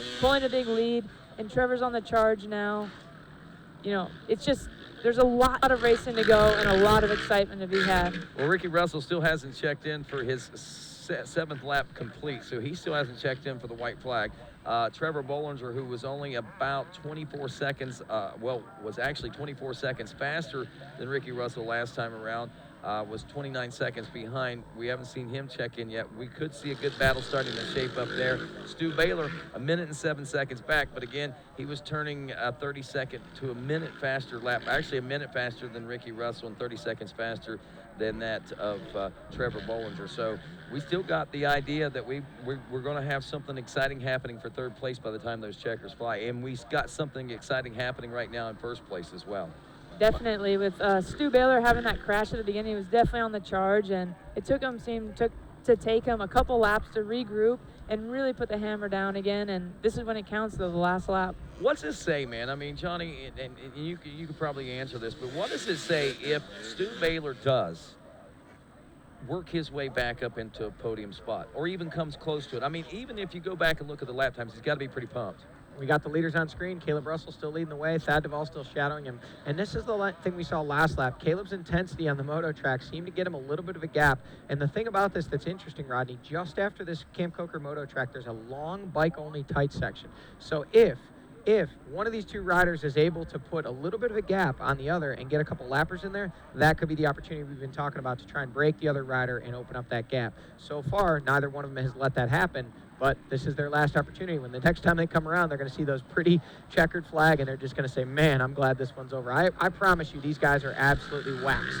You know, they've trained, they're ready for this, but at the same time, and Thad Duvall tripled into that. I thought he did that one lap earlier, and I thought, no, there's no way, it's too big. But he was actually tripling in on the far outside to try and gain just a few valuable inches on Caleb Russell.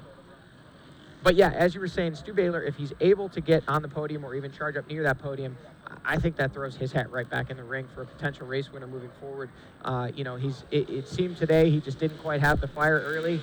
We now know that may have been an issue with those forks, that obviously they had to come in, replace those pinch bolts, and get that machine righted for him. And once they did, he has been on a holy tear ever since.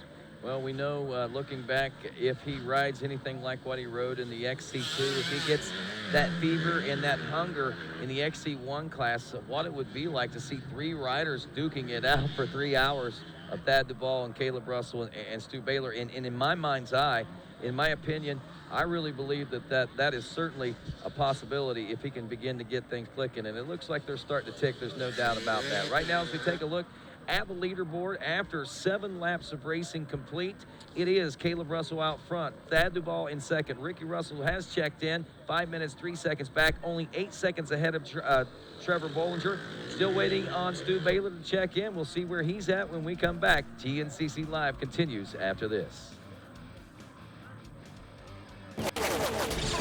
I'm a sore loser. I'm a sore loser. Losing is not an option for me.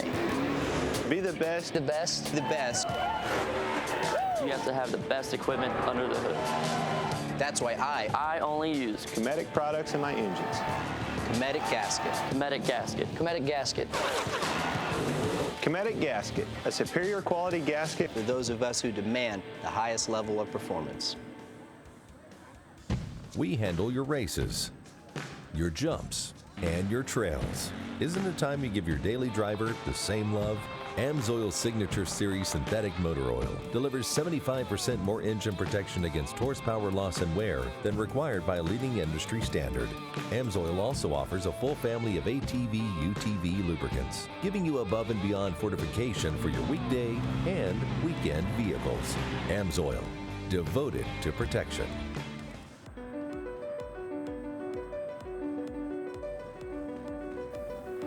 What is your passion? Hitting the perfect line, finding the perfect trail, routing the perfect adventure, or just living and breathing the moto life? Do you feel pride for a job well done after tackling a late night in the shop? Do you enjoy time spent with friends and family in the great outdoors? Spanning over 3 decades, one name has taken the lead for supplying the best power sport parts, accessories, and apparel to fuel your passion. One name that knows it goes beyond getting you the best prices, quickest shipping, or largest selection. One name that builds and innovates for our industry. One name that teaches, helps, and supports our fellow riders, racers, and organizations. We are Rocky Mountain ATV MC. We have transformed a team of moto enthusiasts into a powerful teaching team to ensure that you make the best purchasing decision with your hard-earned cash. We build communities with fellow riders to provide you with all you need to make a good decision. See customer photos, reviews, Q&As, and more while you're on our easy-to-use website. Need help fast? Live chat with our specialists, email, or drop us a line. Visit us today and experience the best in OEM and aftermarket parts, accessories, apparel, and industry-leading information. We offer lightning quick shipping, free on orders over $75, a huge inventory, free apparel exchanges both ways, and customer service that leaves all others behind.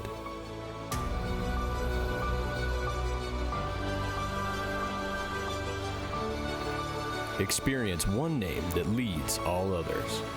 Rocky Mountain ATV MC. Get ready.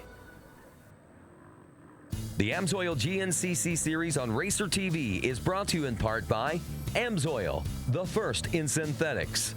Rocky Mountain ATV MC, get ready. And Monster Energy, unleash the beast.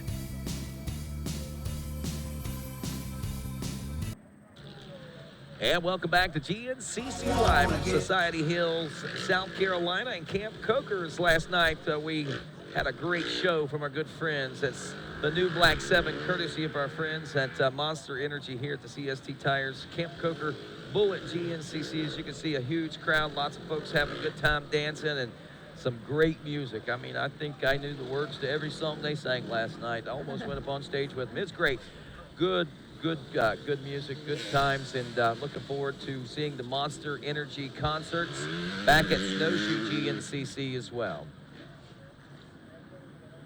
Well, as we rolled into the weekend, a lot of you folks might hear about a program that we do called the On Track program. And Johnny Gallagher, you've been a part of this on several different occasions. It's a great program that we take to the local area schools, talk about goal setting, talk about motorcycle safety, obviously, perseverance and pushing forward, and of course, anti-bullying. And that On Track program goes to hundreds of kids each and every race that we come to. Back to the racing action at hand. Tara Geiger, Johnny Gallagher here. We got some action right here in front of the booth, it looked like.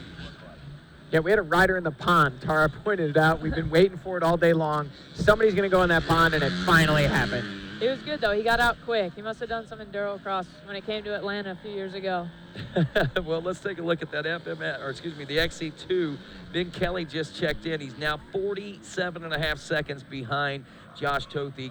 Gained about 20 seconds on that last lap around there. So 20 seconds tighter between the two Connecticut boys and KTM teammates there. Austin Lee, 1 minute and 36 seconds back.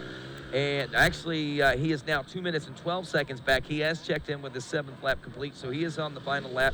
The question about the hatchet, was he going to be able to chip away at that 3rd place position? 1 minute and 49 seconds back. He's up to 4th place, so a great move for him as he moves up 1. But he's still a little ways away from that podium. But you know what? This could end up being his best finish so far here in 2018. So another step forward for Liam Draper. The question is, though, would the hatchet chip away or would he chop away? Chop away. Okay, just checking. I wasn't sure. Well, no, wouldn't an axe chop? And an axe would chop, but I think a hatchet would also chop. Okay, just we'll a go smaller with that. chop. Smaller but is chop. a smaller chop a chip? I don't know. How much wood would a woodchuck chuck if a woodchuck could chuck wood? How much wood would a hatchet chuck if a hatchet chop chip chop? There you go. But no, I mean, that's good news for Liam Draper. I'm really happy for him right now. Jefferson Georgia's Evan Smith now up to a number 5 spot. We see Charlotte, North Carolina's Trevor Barrett. He is now in a 6th place position. There's been a big change there. What happened to the 29 machine of Cole Madison? He's dropped back to 10th place now. Pascal Rachenecker is up to 7th. Jonathan Johnson 8th. Braxton McGee is 9th. And as we said, Madison is 10th. And we see Nick Davis now all the way back in an 11th place position. So as well as things were going for Nick, they're not so well now, it doesn't look like. Yeah, he really struggled that last lap. I noticed he had fallen pretty far back when they came by, didn't check scoring. So that is the lap 6 check-in. So we'll see what he is at the end of lap 7. But, yeah, Cole Madison, you could tell as we're watching right now. Actually, we're seeing Austin Lee come by here on screen, or I'm sorry, not on screen, in front of the Racer TV studios, just ahead of Corey Buttrick, Corey B. So that is your 3rd place rider in the XC2 Pro Lights class. And, you know, those guys are doing what they can to... water for Austin. Yeah, they're trying to get a little hydration in them late in this thing. You know they're got to be starting to cramp and really feeling the effects of this rough course. But, you know, as deep into the race as we are, things still to be shaken up as much as they are in that XC2 class. That really shows how exciting the battles are. And even in our XC1 class, you know, we've got Stu Baylor charging up through, but really in that XC2 class, those guys are still shaking things up. And unfortunately, again, Nick Davis falling back. And as you pointed out, Cole Madison, who started off really well, I think he kind of overexerted himself early there. Hometown crowd, really wanting to make a name for himself and show he could do it. And I think what he showed is he has the speed, but obviously the fitness is just not there with these guys right now. Not yet. Not yet. That's something that he can work on, that's for sure. We're about 10 minutes out, guys. And I was just going to bring up, when we went to break, we saw Ricky Russell come through here with a broken front fender with Bollinger right on him. That's about right. 6 seconds back. So when we get the next check on them, it'll be interesting to see if Ricky's hurt or if he's able to battle with Trevor to the end. Most definitely. Now, let's take a look at this. As I said, now under 10 minutes as we roll toward the checker flag for our leaders of Caleb Russell and now 2nd place, again, the 989 of Thad Duvall. 5 minutes back to that 3rd place position, Ricky Russell, Trevor Bollinger, a battle we should be seeing heating up right now, and Stu Baylor back in the number 5 spot. But let's talk about this race. I mean, basically up front, we've seen what we've seen all day from the drop of the green flag. Caleb got the whole shot, picked himself up an extra $250, and right behind him as they went into the woods was the 989. He had his shadow of Thad Duvall. Ricky Russell also having a pretty decent start. Whenever everything kind of thinned out, we come around. Ricky, I believe, was in 3rd place at the end of that first lap, and he's been holding steady. Now, Trevor Bollinger, on the other hand, he's been kind of like an accordion effect. He was up, he was back, and he's working his way back up right now. He had some issues. We also saw Stu Baylor working his way up. He had some issues. We saw, what was it, the pinch bolts came loose on his bike. He had an extended stop in the pits. We thought that we were going to see Josh String and a few other guys get around him. In the meantime, something else happening out there, and actually Trevor Bollinger getting around him at that time. Bollinger ran out of gas, had to go back to the pits. Stu's extended pit stop. He was still 10th place whenever he came around at the end of the next lap. And since that point, he's put his head down and he's been matching or within just a couple of seconds as your front runners of Caleb Russell and Thad Duvall on lap times, which has been 30 seconds to a minute faster than anybody else riding ahead of him on the racetrack right now. Definitely. The word in the JCR pit was that he's riding mad. He's angry out there. He wants to be on that podium. He wants to be battling with Caleb and Thad, and unfortunately a little mechanical problem, but nonetheless putting on the charge. And Bollinger, he's got himself right in that position to make that happen right now. And like we pointed out, a podium at his home track in North Carolina, that's where it all began for him just a handful of years ago. About 5 years ago, we got our first look at him. He came out of nowhere, won the 4-stroke A class, was top amateur that day, and he's been a solid name on the GNCC Tour since that time. And you know, good things happen for him in Morganton, North Carolina. That podium might have just been tip of the iceberg of what the rest of the season is going to hold for him. I think you got a good point. He wants to be there. And honestly, I think he's probably not as far off as what people think that he is. I think a lot of it for Trevor right now, if he can get that start, if he can shadow those guys, if he can learn what Thad has done and do to both of them what Thad's doing to Caleb right now, it's a whole new ball game. Definitely. It's a bit of a mystery when you don't actually get to race with those guys. You don't get to see what they're doing. But the minute he gets up there and he can actually stay with those guys long enough to pick up some pointers, figure out what he needs to work on when he goes home, it's not going to be long until he's up there battling. A lot of excitement in that XC2 250 Pro class today as well, Johnny. Yeah, a lot of things going on there. I mean, with everything that's happening in the XC1 class, we kind of have overlooked the up and downs. Obviously, it's been Josh Toth out front all day. Ben Kelly charging all the way from back in 9th up to 2nd there. As again, we pointed out, Pascal Rocknicker not really measuring up to what we expected of him. Currently back in that 7th place spot. We're kind of accustomed to seeing him up there battling for podiums. But, we've had so many guys kind of up and down in that in that XC2 class. It really kind of shows back in the day when the XC2 class was the younger guys and kind of the stepping block into XC1, there used to be a lot more inconsistency, where it seems like this year it's really been Toth and Kelly that have kind of been the class of the field so far and continuing to be so today. Toth right now is running in the number 6 spot overall after 7 laps and time adjustment. 7th place behind him is the 2nd place, Ben Kelly, in that XC2 250 Pro class. 47.5 seconds separated them as we pick up the action. Caleb Russell out here. He looks over his shoulder to see where Thad Duvall is right now. 5.2 mile marker, so we're within, what, 4 or 5 miles of the finish line right now. Yeah, it's about just over a 10-mile track, so we're about 5 miles away, but I can tell you, Rodney, it goes real fast from here. They've got this field section, you've got one short wood section, and then from there, it's nothing but a big drag race of fields to the finish.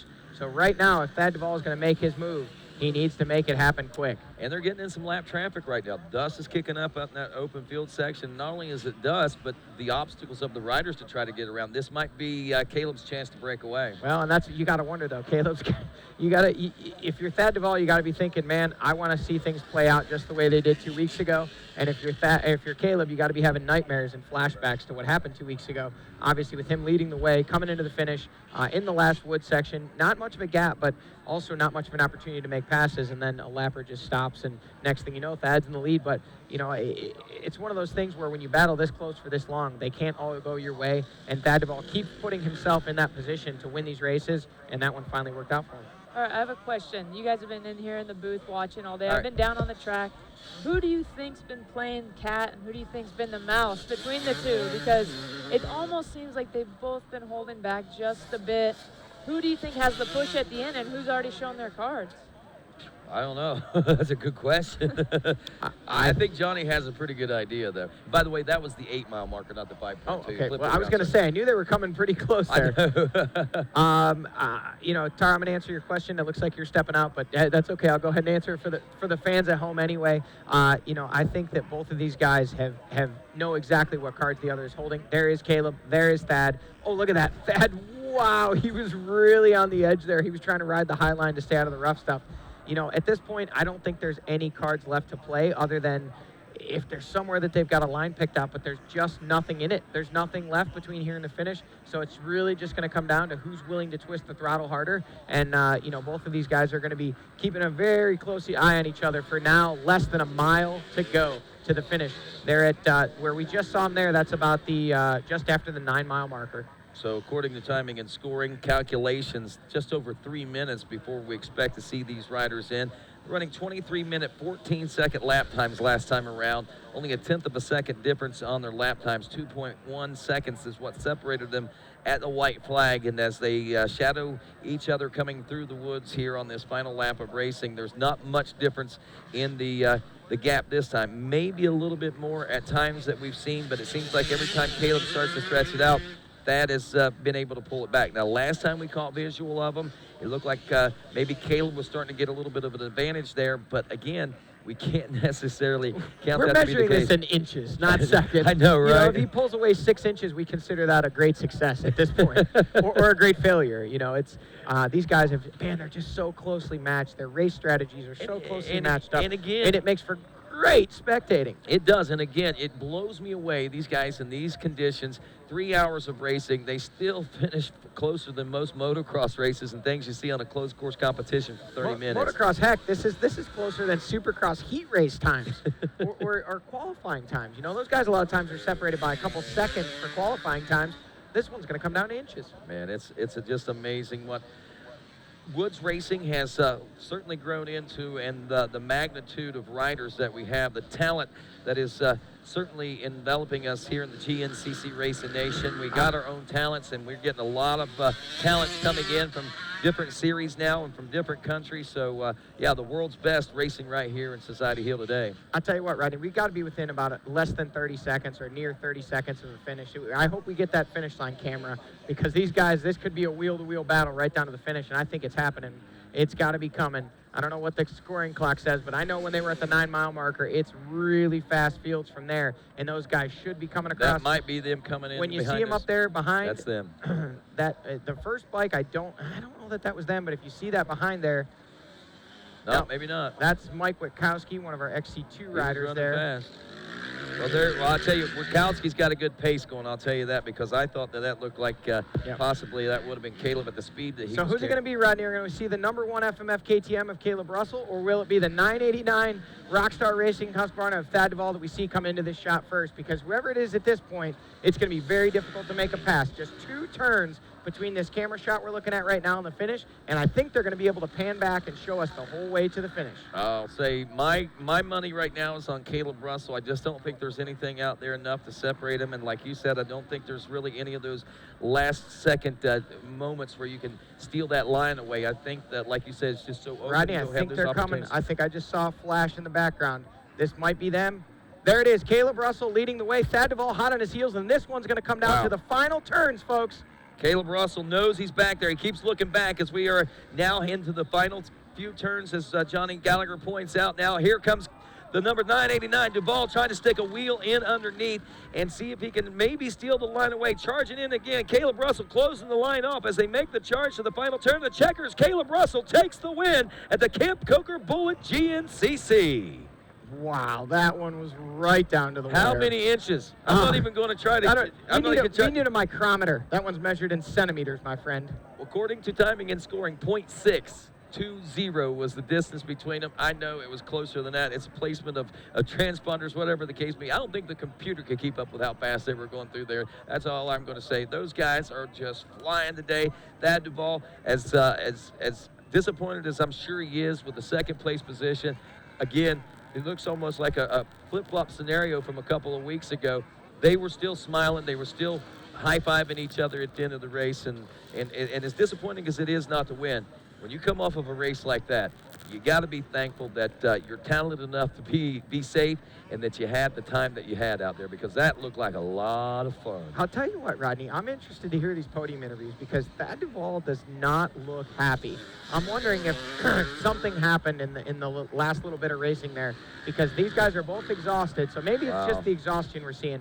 But in the exchange, there was a lot of nodding. I don't think there was any animosity, but I don't think Thad Duvall's very happy right now. So I don't know if it's just the disappointment of being so close to getting another win. And even Caleb Russell, he does not look like he's in any mood to start celebrating just yet. You know, it's funny. We talk about the shape, the training, and how just dialed in these guys are.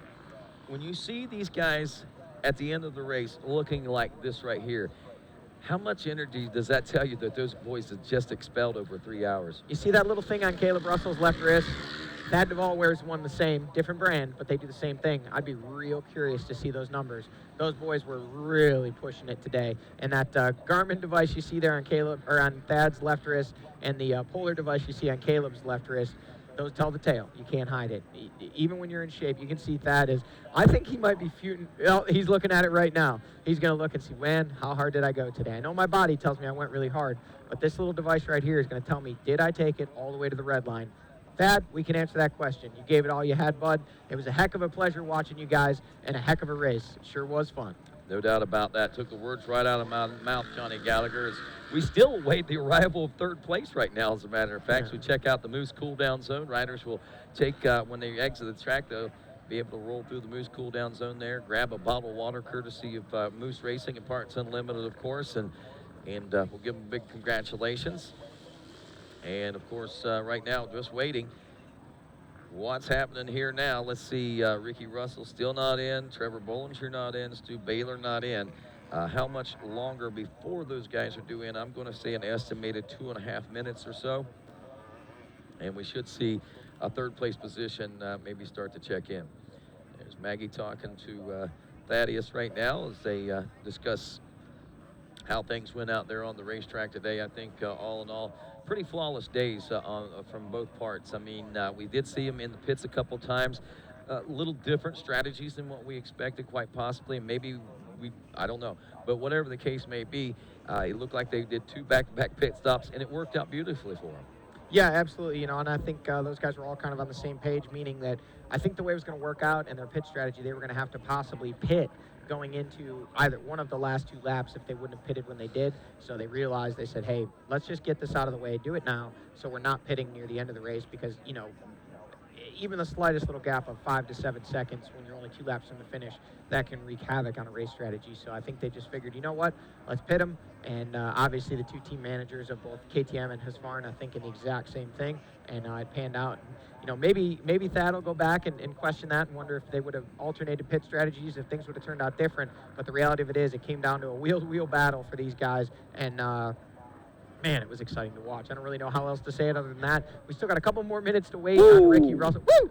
we still got another battle coming. Let's not run out of woos just yet. That's for sure. Trevor Bollinger had only an 8-second deficit to Ricky Russell when we saw them last and when they checked in. Unfortunately, we have not been able to catch those guys at any of the points out on the course simply because of the gap. You know, Caleb Russell and Thad Duvall already in, and Ricky Russell and Trevor Bollinger battling over that final podium position. Last we had seen, roughly 5 minutes was the gap back to Ricky Russell from Thad Duvall.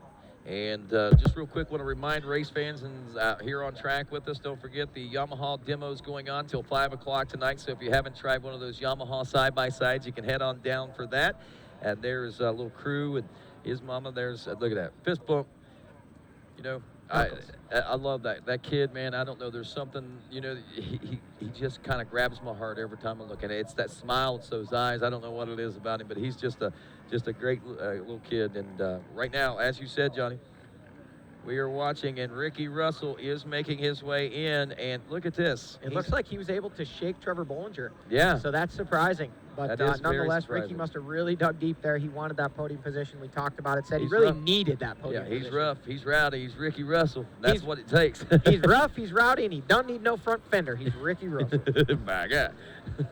So all the way from Duval, Washington. So Ricky Russell taking that 3rd place position today. Man, my hat's off to him. And really picking up where we kind of expected him to pick up at round 1. It might have taken 5 rounds to get it in. But he's right back where he left off, chasing those two guys right there, Caleb Russell and Thad Duvall. So hats off to you, Ricky Russell. Heck of a ride on an incredibly rough course. Great success for you today and that NFAB and Pro Yamaha team. And definitely great to see you to put that machine up on the podium. And there's the girlfriend. Travels all the way from Washington to spend time with Ricky and be here at these races. And definitely cool to see him and the fans kind of celebrating this one. I'd like to hear the story of exactly what happened to that front fender. Next, we expect it should be Trevor Bollinger. Haven't seen him cross yet. It is possible he came in there. There he is, actually just crossed the line in the background. I saw him there. So he's just coming in. So I don't know if it was a case of Ricky really wicking it up or if Trevor possibly had some issues on that last lap. But still, a great ride for Trevor coming back after missing his fuel stop there or having to make an unscheduled fuel stop after running out of gas on the backside of the VP Fuels Pro Row. So lots of racing action. Can I answer that question for you about Ricky Russell? And I'm not saying this because Donnie Luce, the Yamaha manager, is standing right there right now. But look, the tail of the tape is in the lap time, 23:35. That's nearly 40 seconds faster than any lap I've seen him race so far today. So, yeah, he did dig deep in that final lap to be able to pull off that 3rd place. So, way to go, Rough and Rowdy. I told you he got rough and rowdy on that last lap. He's rough, he's rowdy, and now he's ready. He's ready to head to the podium. That's right. We'll see him there. So, speaking of podiums, we're down in the Moose cool-down zone in our Moose victory lane, so to speak, before we head over to the podium. Tara Geiger is getting ready to do our post-race interviews here to talk to these riders. Oh, look at that. Trevor Bollinger laying on the ground, laid out. That right there, that, again, shows you what these riders put into this race. They leave nothing on the racetrack, and they leave it all out on the racetrack and bring nothing back with them. As you can see, you see how rough Caleb Russell was looking. You've seen Thad Duvall. Not sure what Ricky's looking like right now, but you can see what this did to the number 739 of Trevor Bollinger.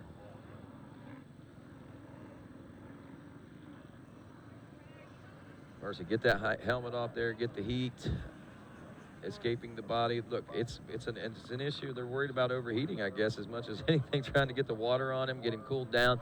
That tells you, even on a cool, well, to me it seems kind of cool, but I wasn't out there physically exerting myself. But the sun, like this on a day where temperatures are near 70 degrees, just how much the temperature of the body elevates whenever you're putting it through that much stress out there. Yeah, absolutely. In this track, there was really nowhere to rest, Rodney. I mean, it was rough.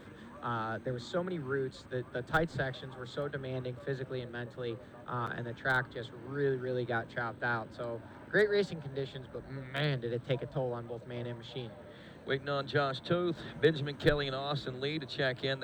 Toth and Kelly should be in within the next 30 seconds or so, or at least Toth should be. Kelly, another 45 seconds or so behind him. Well, we'll wait and we'll see if that gap stayed. You know, those guys he was able to chip away at it about 25 seconds the lap before. Sounds like we may be getting ready for winner's circle interviews down there right now. Let's head on down to Tara Geiger, who is with Caleb Russell. All right, guys, we're down here with XC1 winner Caleb Russell. Caleb, what a dogfight. It was brutal. Man, it was, I don't remember it ever being this rough here. But yeah, I got a good start. I think I might have got the whole shot. And I tried to get going, and the track was so hard packing, kind of like square edge. I was just uncomfortable and just had to ride into a good pace. And I seen Thad was right behind me, and I just tried to keep him behind me because I didn't want to be in the dust all day. And you probably see, like, every time he'd get around me or try to make a pass, like, I'd try to hold him off as hard as I could. And I just didn't want to be in the dust behind him. The lappers were bad enough, but man, it was tough. He got around me a few times, and I kind of misread a couple lines he had coming into one turn coming off the motocross track. I got kind of jacked up by a lapper. He like tripled by me, and I was like, well, man, my suspension's way too soft to be tripling those whoops. I'm gonna blow my hands off the bars, and made a couple mistakes, but I got right back up on him, and he squared this turn up, and I slid into him, and I was like, oh God. I was like, we're both, at first, like, we hit like hard, and I thought we were both gonna go down, and he kind of got squirrely, and yeah, I didn't mean to. It was just one of those things that just come in hot, and I was trying to be aggressive to get back in front because I didn't want to be in the dust, and man, it was a good race. It was fun. Thad and I just battled all day, and it's been, you know, what's this, 5th round? I mean, I'm so drowsy from, so man, it was brutal, mentally, physically exhausting. So I just got to give it up to the whole FMF, KTM, Red Bull, belt helmet, Scott goggles, Alpine Stars, my whole team. Thank you. All right, that was 3 hours of intense battling. With that pressure, I know what it's to ride 20 minutes with that kind of pressure. How did you deal with that for a whole 3 hours on that brutal and dusty track? I just stayed focused, didn't worry about what he was trying to do. I knew there was going to be, on the last lap, I seen he picked out a line the lap before in this little swampy area, and I knew he was going to put in a good charge right there, so I just tried to pin it to that area, and he got up right next to me, but I knew it was going to be slow coming out, and I had like the high dry line, and I was going to get more momentum, so he got close, almost had it, and then I just pinned it in the fields and, you know, just blew up some berms. Well, you guys definitely came to battle and gave us a heck of a race. Congrats. That's Caleb Russell, your XC1 winner. Wow, man, I tell you, way to go, Caleb. Good job, good show as well. And I think this has got to be the most spent that I've seen Caleb Russell in quite some time, to be honest with you, especially in temperatures not over 80 degrees. And he said it. I mean, you know, it was a lot of fun. You could tell he had a lot of fun, but he put everything he had into this race today, and he's going to be putting a lot of work in the next few weeks as he prepares for our next round coming up at the X Factor here in just a few weeks. So Caleb Russell takes another win here, and Thad Duvall will finish up just merely inches behind for a second place position, and still making for a great championship battle that we have for us as we approach the halfway point of 2018. As far as the XC2 class is concerned, looks like we do have Josh Tothin. He takes a win over Benjamin Kelly by only 11 seconds. Ben Kelly actually closing up that gap late in the race. Still waiting on Austin Lee, who had a 2-minute and 30-second lead over Liam Draper. So we'll be keeping an eye out on that while we wait for the second place interview in the XC1, give you a heads up on what's going on in the XC3 class. Ansley, Rains, and Barnes is who we had battling there. 1 minute and 22 seconds between Jesse Ansley and Jason Rains, and another 1:04 back to Cody Barnes in that third place position. Alex Teagarden moving up a couple of spots to fourth place, but still about 4.5 minutes back in that fourth place spot unless something happens to Barnes on this final lap. The 99 should take third in that class, but hey, we know what GNCC Racing's like. You never count your positions before you cross the checker flag. And right now, speaking of checker flags, I know that Thad Duvall had crossed over the mark right behind. If you look at the tail of the tape, as we said, I think it said something like 0.6 seconds, so 0.6 of a second. And we're going to head on down to second place in the winner's circle here as we get set to find out what the race was like from Thad Duvall's perspective. Well, thanks, Rodney. Thad Duvall, man, you know, we know it's not the result you were looking for, but, man, one heck of a show. What a dogfight between you and Caleb today from start to finish. Yeah, frustrating loss for sure, but I felt like I gave it my all, especially the last lap, and just I tried a couple bonsai moves. I couldn't make it work, but, you know, I knew when we were first and second off the start, I knew it was on. You know, we dropped the hammer and got those guys, so... You know, at the beginning of the race, I didn't know if I had what it took to win. I was just a little off Caleb, and he was actually pulling away from me. And I'm like, I was like, man, you just want to fall away and get second, or you want to try to charge? So kind of just put my head down and got back up to his rear wheel. And man, it was a dog fight for sure. And there was a couple Marv Tomac moments today between me and him, but just. You know, just good racing, and it was good because we were pretty respectful with the lines. There was, like, it's crazy to see how many people just venture off the track, and, you know, it's cool that, you know, we respect each other and stay pretty close to the track and have a good race, and, you know, go home and work on a few things and come back strong for X Factor.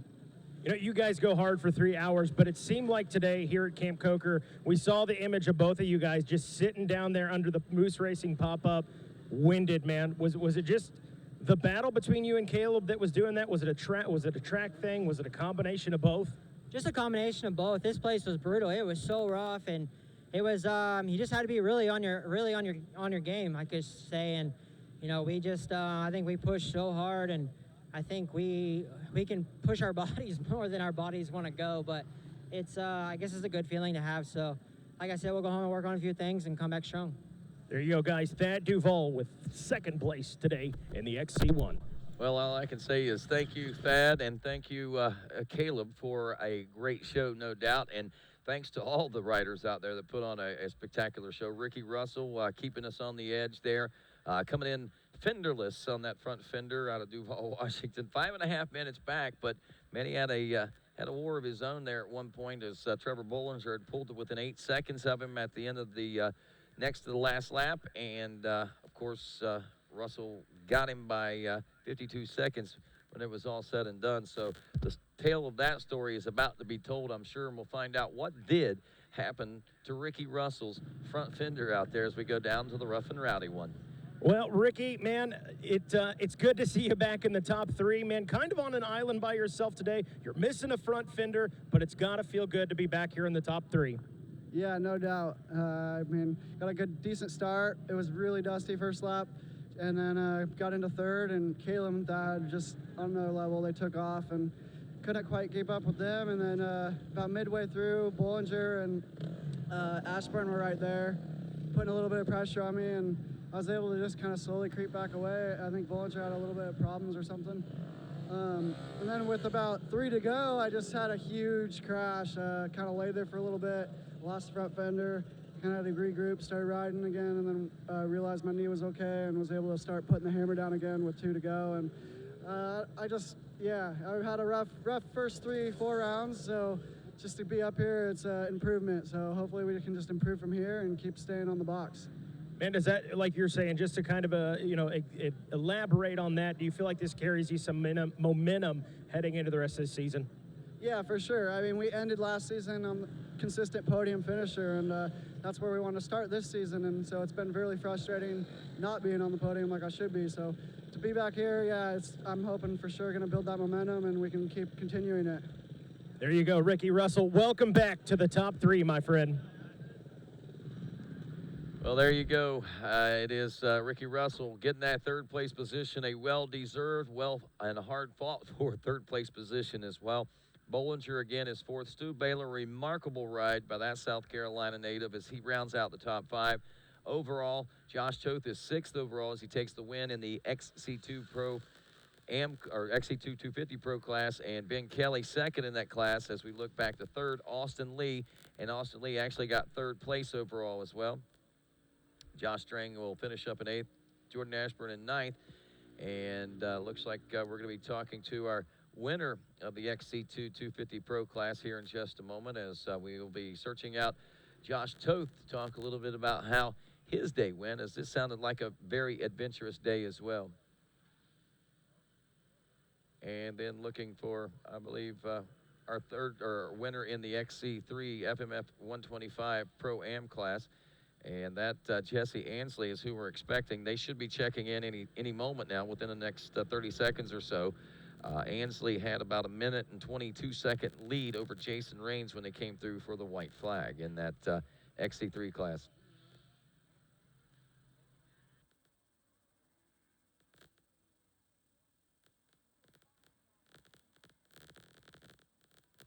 Let's head on down to the podium right now, our winner's circle, where Josh Toth is standing with Mikey Waynes. Hey, Josh, man, welcome back. Center of the box in the XC2, man. Like you were just saying, I believe this is the second win of the year for you. Yeah, I had some issues round 3 and set me back a little bit, but yeah, it's my first win since round 1. So, man, going back to round 3, let's put that one behind us. It's got to feel good, the progression you've made after round 4, and now here taking a win in 5. Yeah, absolutely. It's only up from here. And this is turning around the season starting now, so I'm excited.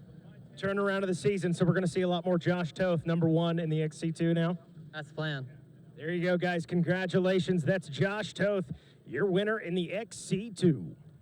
All righty, thanks a lot, and congratulations to Josh Toth. Want to let folks know we got a cell phone. I believe Caitlin Coy, if I understood the name correct. Caitlin, anyway, if you lost something, lost and found is up at rider registration, but we do have a phone. Caitlin Coy, I believe, is the name that we're looking for there. But if you lost something, found something, rider registration is the place for our lost and found items if you need those. Don't forget, we will be doing Yamaha demo rides for the next 30 minutes until 5 o'clock. So if you want to try one of those new side-by-side Yamahas, be sure and stop on down and try those out. Again, thanks to Monster Energy for last night's concert with the new Black 7, as we had an amazing time there last evening.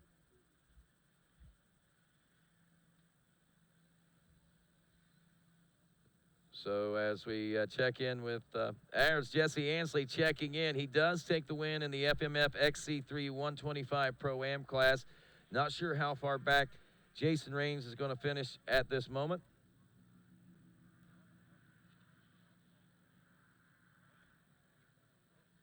So Jesse Ansley, they're going to be grabbing him off the track here in just a second, and he's going to be talking with Mikey Waynes, I believe is the plan. So we'll give him just a moment. But again, just want to say thanks to everybody for tuning in to RacerTV.com today. We hope that you've enjoyed the program. And my tip of the hat again to the production crew, really solid and coming together here in 2018 and bringing a lot of really neat and cool elements to the show as well, as we head down to the finish line once again. And Mikey Waynes now with Jesse Ansley. He said, hang on, let me get the hat. Got to get those sponsors out there. Jesse, man, congratulations. Another win here today in the FMF XC3. Yeah, another one. Back-to-back. Feels good, but, you know, I'm not going to be cocky, but, you know, I don't expect anything less. I've been working really hard this offseason, and I finally got my first couple laps down, and it was good. Man, you don't have to be cocky. That the results are speaking for themselves, man. What's making the difference for you this season on the 125? I feel right at home with it. Last year we were on a 252 stroke, and it was just a little bit too much. But I'm just going to come out and say it. I've been working with Charlie Mullins this winter, and he's been a big help with my program. Well, man, congratulations to you guys. That is Jesse Ansley with the win today in the FMF XC3. All righty, congratulations to Jesse Ansley taking his second win in a row right here in the FMF XC3 125 Pro-Am class. And folks, I'll tell you, it's been a spectacular weekend of racing here in Society Hill, South Carolina, the Maurice Sportsman Preserve, and home of the old famous Camp Coker motocross track. Of course, if you want to know when more GNCC will be on TV and online, well, at RacerTV.com, you can check out the broadcast schedule. Coming up May 6th, the GNCC General on NBC Sports Network will be taking place. May 12th and 13th, we'll be heading to the GNCC X Factor. You'll be able to catch that live from Peru, Indiana, right here on RacerTV.com. Then on May 26th, the Still Creek GNCC will be on NBC Sports Network. And May 26th and 7th, while we're at John Penton in Millfield, Ohio, we'll also be live from RacerTV.com. So be sure and snap a photo of that. Check it out online at RacerTV.com, whatever the case may be, whatever it is. Be back with us and check out all the great racing action. Again, congratulations to Caleb Russell, Thad Duvall, and Ricky Russell, your top three here in this. Josh Toth, winner in the XC2, and also congratulations to Jesse Ansley, winner of the FMF XC3. That's going to wrap things up here from the CST Tires Camp Coker Bullet GNCC. And on behalf of all of us here at RacerTV.com, of course, a wonderful tech staff that we've got and camera staff. These guys are doing a great job. And all of our great announcers here this weekend. Mikey Waynes, Jason Thomas on board with us today, Johnny Gallagher, and of course, Tara Geiger. I'm Rodney Tomlin. Have a great day, everybody.